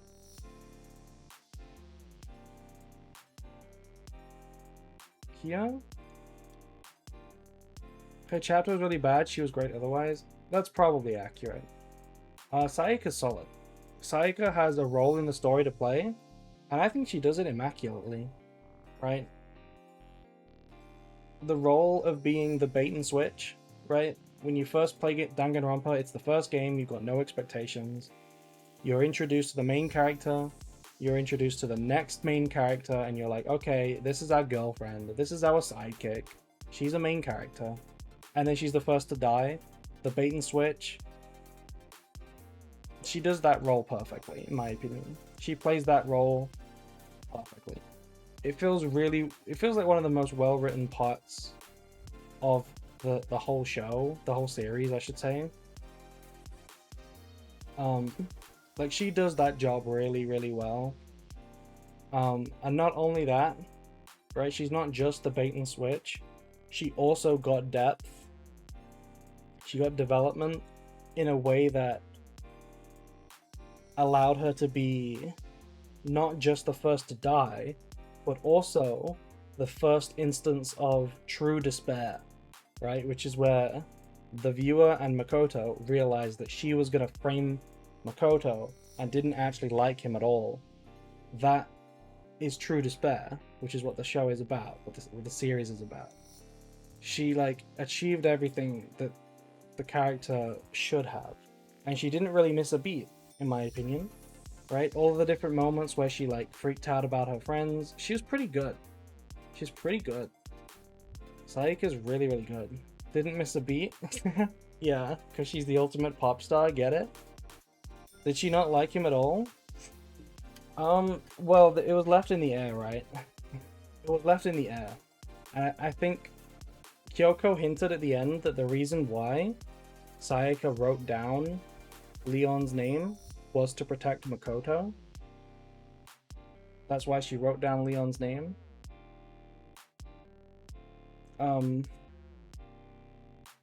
Which is cool. But it's a twist, right? It comes after the chapter. It doesn't matter which interpretation you go for, because it comes after. The moment you realize she was going to frame Makoto is an oh fuck moment, and you're like, damn, this show is evil. Or I keep saying show. This story is evil, right? That's what you think. And then it later recontextualizes it, but for a while you're like, damn, I see what this game's about. She does that immaculately. So super solid character. Super solid. Anyway, Shuichi. I honestly put her above Kyoko. Yeah, I was thinking about it, but I don't think that's fair. Kyoko also does a job very well. She's also really good. And like quantity over quality sometimes. Shuichi. Do we like Shuichi? I'm interested what chat thinks about Shuichi. I have an opinion on Shuichi.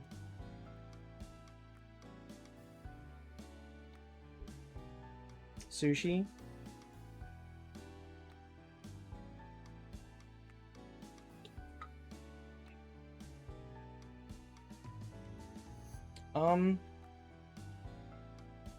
I think he's the best protagonist. He's better than Makoto. He's better than Hajime. He's better than Kaede. I think Shuichi is up here. Honestly, it might even be here. I love Shuichi. I think his character arc is just good. He's just one of the few characters that has a fully paced arc, right? That isn't forced into some sort of like start finish point. He just grows the whole way. His development from start to finish is great to see. He's dumb for plot reasons. I completely disagree, right? Shuichi is consistently intelligent in a way that like a normal person would actually struggle to keep up with sometimes, right? Like normally these death games, most characters in Danganronpa are dumb as fuck, right? But Shuichi feels like he's actually smarter than a real person sometimes, right? And not in like a supernatural kind of way, where he knows things that are impossible to know. But he actually has like really realistically paced reasoning, you know, like how he immediately figured out the hidden room. He immediately figured out a way to test it with the dust. He immediately interpreted the results accurately, and the game never gave you a line where he like omitted an obvious possibility. You know, if there was ever a conclusion to be made from some evidence, and it could go either way, Shuichi would always tell you that it could go either way. Like he felt really, really realistic. He was only dumb once when he helped Monokuma. Yes, he was. It was only the time in chapter 3-5 where he, instead of helping Kaito and Kokichi's plan, he helped Monokuma. But that's the only time he was dumb. Like he was actually like really good the whole way. And it's not even his intelligence that like sells him the most. If it was just a smart character, I would put him solid. But like he's actually like more than that. I love the confidence arc. I love what the hat represents. I love his backstory and how it's super simple and is paralleled in the actual text on the screen. I think it's really good. Also, thank you to Mythos Leet for following. Thank you. Yeah, he's S tier. He's good.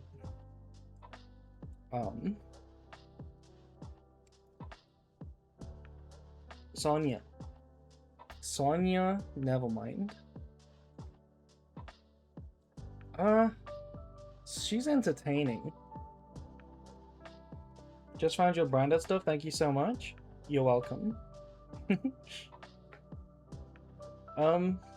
Yeah, Sonya's a weird one, right?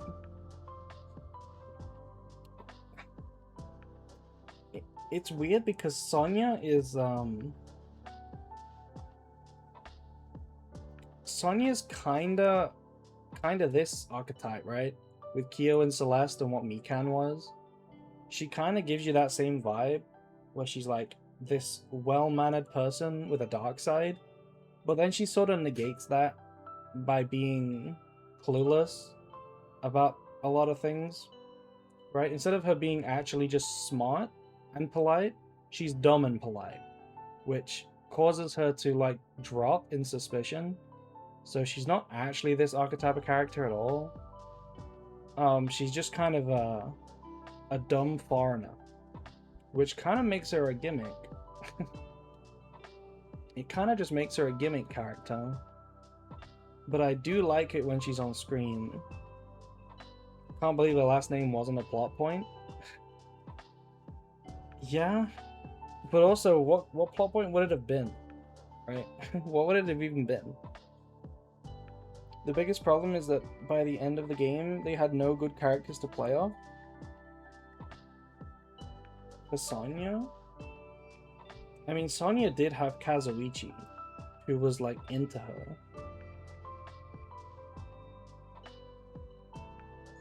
I think she's a gimmick character, right? She kind of just goes here, and I kind of like her. She's not annoying. She's entertaining.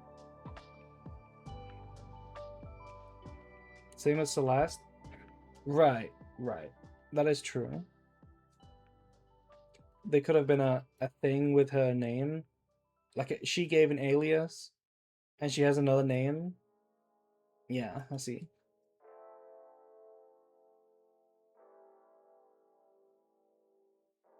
I must be on delay. What's wrong, Catboy? Oh, you're talking about Shuichi. By the end of the game, he had no good characters to play off. I agree, right? Because Himiko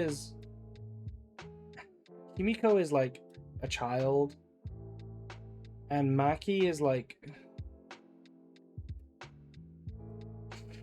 I don't know. I don't know, actually. I don't know. Shuichi is kind of good on his own. Maybe he definitely plays better off of Kaito and Kokichi. And you're right. The best characters were gone. But he was good. He was really good at the end.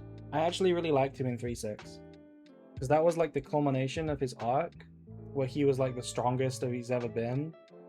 And he was able to just like stare the mastermind in the face, stare the whole world in the face, and say, fuck you. Like, he's cool. Anyway. Tanko. I think people are gonna disagree with me on Tanko. I think Tanko's this. I think she's an annoying one-dimensional character. She has one moment, but it seems so forced, right? She has one moment, or a couple of moments in Chapter 3, where she cares for Himiko. But it's really tough because... it's tough because her real side, like the one real personality that she has, is caring about Himiko, like seriously caring about Himiko. But then her gimmick side is like obsessing and stalking Himiko. So in a way they're like the same thing, which makes it a little weird. I don't know if she's dimensional or one-dimensional. You know what I mean? That's the big problem for me. Right? Like, all of her jokes were just, like, creepily obsessing over Himiko, who didn't want her. But then also, she cared about Himiko when Himiko was in the cult with Angie. And then she subbed in under the cage to protect Himiko. Like, accidentally, but she still subbed in for Himiko. And she gave a nice speech before she died.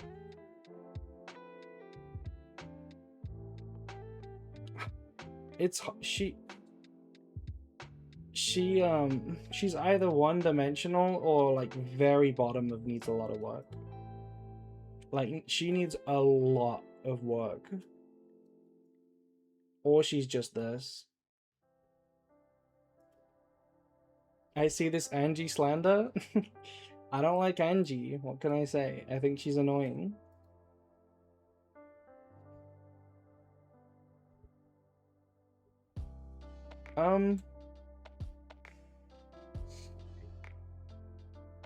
Okay. Teru. Right, we're getting close to the end now. Teru. He's get off the screen, right? Teru is a get off the screen character. SpongeBob foghorn sound effect. He's get off the screen. His motive and like kill, right? Elevate him a bit. I liked him at the end of the trial when he turned all southern and Monomi had to translate him. That was really funny. And then in the post-trial stuff, he was like really sad, and it actually like it was emotional. But outside of that, he was just get off the screen. He's an annoying gimmick, and his gimmick was disgusting. Remember the plot point? The recurring plot point of tricking Sonya into sucking his dick? That was an incredible plot point. Get off the screen. Speaking of get off the screen. Get off the screen, Toko. Toko is the worst of them all. Toko is the worst of them all. Get off the screen. Get off the screen, Toko. Could not stand this character. Every single dialogue that she had after chapter 2 just wasted time, and it wasted a lot of time because she stuttered and took ages to say the line. It was either a step back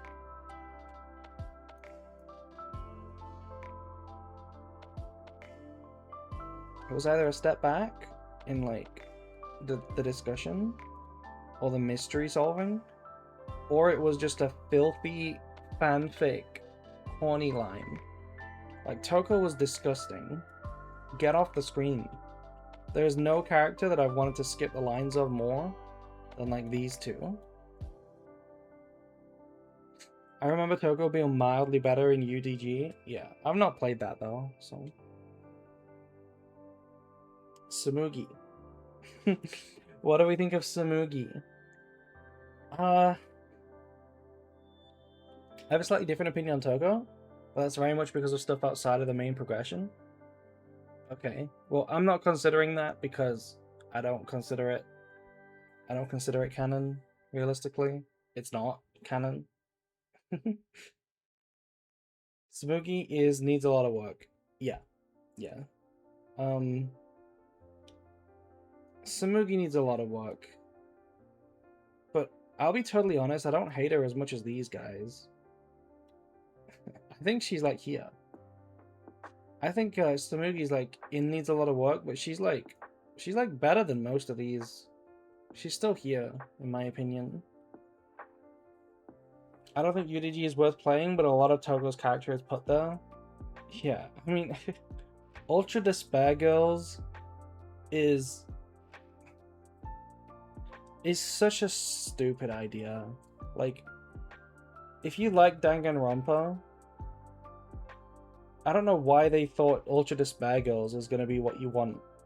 Because, for anyone who doesn't know, Ultra Despair Girls is basically Toko and Makoto's sister go on a first-person or third-person shooter against an army of Monokuma NPCs, and they have vaguely lesbian relationships. And they also meet a bunch of characters, one of which is a pedophile. It's such an awful concept for a game. I want to play a shitty God of War with Genocide Jack. That's basically what it is.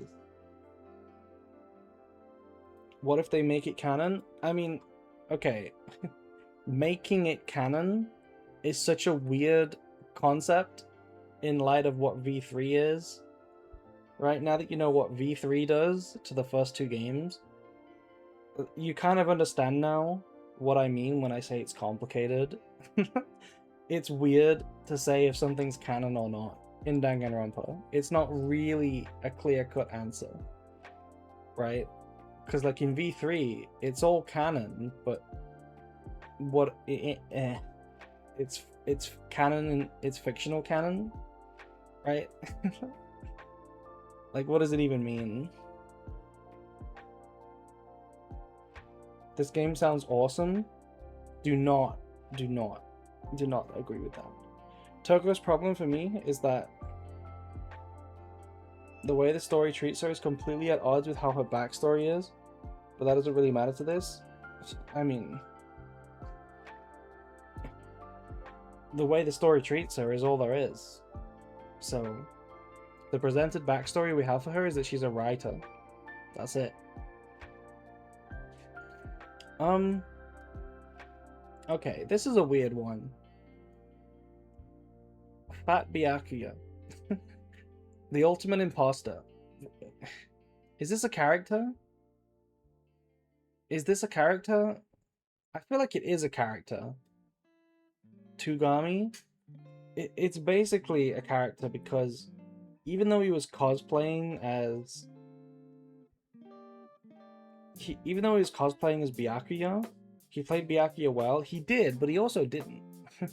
Right? Because he also injected this very different idea than Byakuya had, which was to, like, protect the caste, right? Like, he went above and beyond to help people in a way that Byakuya never would have. So even though he acted the part, like, line for line, he didn't actually act the same, you know? He didn't actually act the same. I also really liked how he accepted his weight. The fact that he was fat and the fact that he just said, yeah, I know, what of it, was based. I thought that was based. He died a hero. Yeah, he tried to protect Nagito. He's cool. Like, he's actually cool. I don't want to put him in solid, but he's more than fine. Right? He's more than fine. He's not a gimmick character. He's like... I'll put him in top of fine, because we didn't get a lot of him. He wasn't that interesting. Maybe I'll put Maki above him, actually. Turbo based. And then Hero. Hero. What do you think of Hero? I liked Hero. At first, on the first playthrough, or on our playthrough, in the first few chapters, I thought Hero was so stupid. I was like, damn, this idiot is so bad. But as the series went on, he became more and more endearing. It's this, right? He's like a gimmick character that I enjoy, you know? Hero is funny, but less funny than the super funny characters. Yeah. So, like, where does he belong? Like, here, right? I think he belongs here. One-dimensional, but I like them. And then we have a bunch of stupid stuff that we're not ranking. What is this? Who the fuck is that? This is a cat? This is a horse? These are from Ultra Despair Girls in the anime. Izuru is not a character. This is not a character. And if he was, he'd be this. But not a character.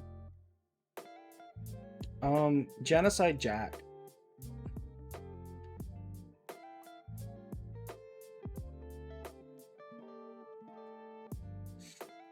Genocide Jack is like this, right? Peak? No. No, Genocide Jack sucks ass. Right? I can tolerate it for the chapter 2. When it's relevant for the plot, I can tolerate the character being entertaining and over the top and inserting their personality because it's a cherry on top to the plot progression. But as soon as chapter 2 ends and Toko and Genocide Jack become irrelevant to the plot, then their lines become a complete drag, complete get off the screen moment. So like that's why she's going here. I don't want to skip it as much as Nekomaru or normal Toko, so she's here, but she's pretty bad. I like when she's plot relevant, but I just don't vibe with the presentation. Yeah, I mean, it's exactly that. Toko and Genocide Jack, it's really good in chapter 2. But she sucks ass for the rest of the game. She should have died in chapter 3, quite frankly. Okay, then what the fuck is that? What is this? Some random dudes. Monodam. Okay. Now we got the mono kids. Yeah, there's a bug here. What is that? Monodam. Get off the screen. Annoying one-dimensional character. Monodam is top of the Cubs? I don't think so. The Cubs are all pretty bad. Annoying one-dimensional gimmick character. Monodam. Mono Kid. Had a bit of depth. Did he? What was his depth? That he wanted to kill people and then he had like a... Okay, yeah. Betrayed his family. Aren't all the Cubs in this tier? Yeah, I think so. I think that they're all in this tier. Mono Kid is like slightly better than Monodam. Monophony is also like slightly better than those. Monosuke is like slightly better than those. And then Monotaro is like probably the worst one. The Cubs suck. The Cubs are not okay. Look, somehow the Cubs are entertaining, right? Somehow the Cubs are entertaining in their scenes, but only when they're fully choreographed, right? The Cubs need all 5 of them, or like all 4 of them. There need to be a lot of them in the scene, bouncing off each other, talking to each other. On their own, they're just nothing. On their own, they're nothing. They have to be a unit. They need to play off each other. Okay. Monokuma. Monokuma's the GOAT, right? Monokuma's the GOAT. He's the best. Am I wrong? Monokuma's just the best. Come on. Monokuma on the screen, always good. I don't know, he's probably not top tier. He's probably like this. He is not an enjoyable personality. You think so? You think? No, I think Monokuma is top tier. He's good on the screen. He's entertaining. Maybe he's just solid. Not an enjoyable personality. No,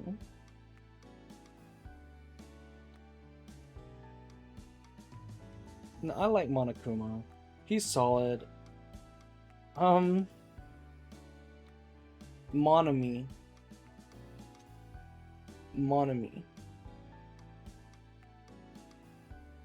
Monomi's better than Monokuma, right? Monomi's peak. Monomi and Monokuma are kind of peak. Did he ever go, "I'm feeling white" in Dangan 3? No, I don't think he did. I don't think he ever said that. She plays off Monokuma well. Yeah, these two dynamics are really good. I feel like that's what they were trying to emulate with the Mono Cubs, but they didn't quite get it. Monomi is top tier, yeah. There's also Usami here. Usami is here separately. Is Usami a separately good character? Monomi's better than Usami. Right, when she gets Monokuma-fied and they play off each other, they're way better. This is like not a character. I'm not ranking this one. And then the only other character that we technically have is this. Taka, who turns into this weird white Taka. I'm putting this in not a character. I've already ranked Taka here. Why did he become white? Who knows? Who knows? What about Classmate 3? Do we have Classmate 3 on the list? I don't think we have Classmate 3 on the list.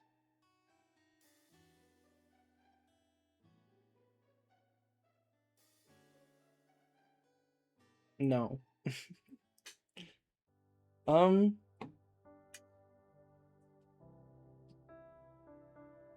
Wait, where is Monomi? Here. Monomi's at the top.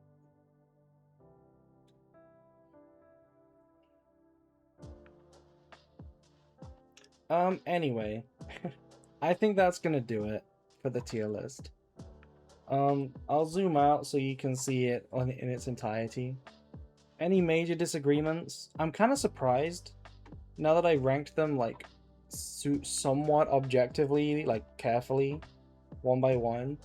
I'm kind of surprised by who turned out near the top and who's kind of mid. But yeah, I think I agree with myself. Yeah. Rank Utsugi? Who is Utsugi? I don't know who that is.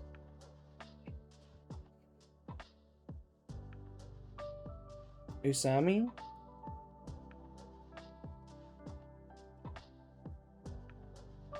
This thing? Maxi? The pink kid from UDG? This? I haven't played UDG. I haven't actually played it. I just know what it is. So I don't know who that is. I don't know who this is. Anyway, yeah, that's gonna do it for the tier list.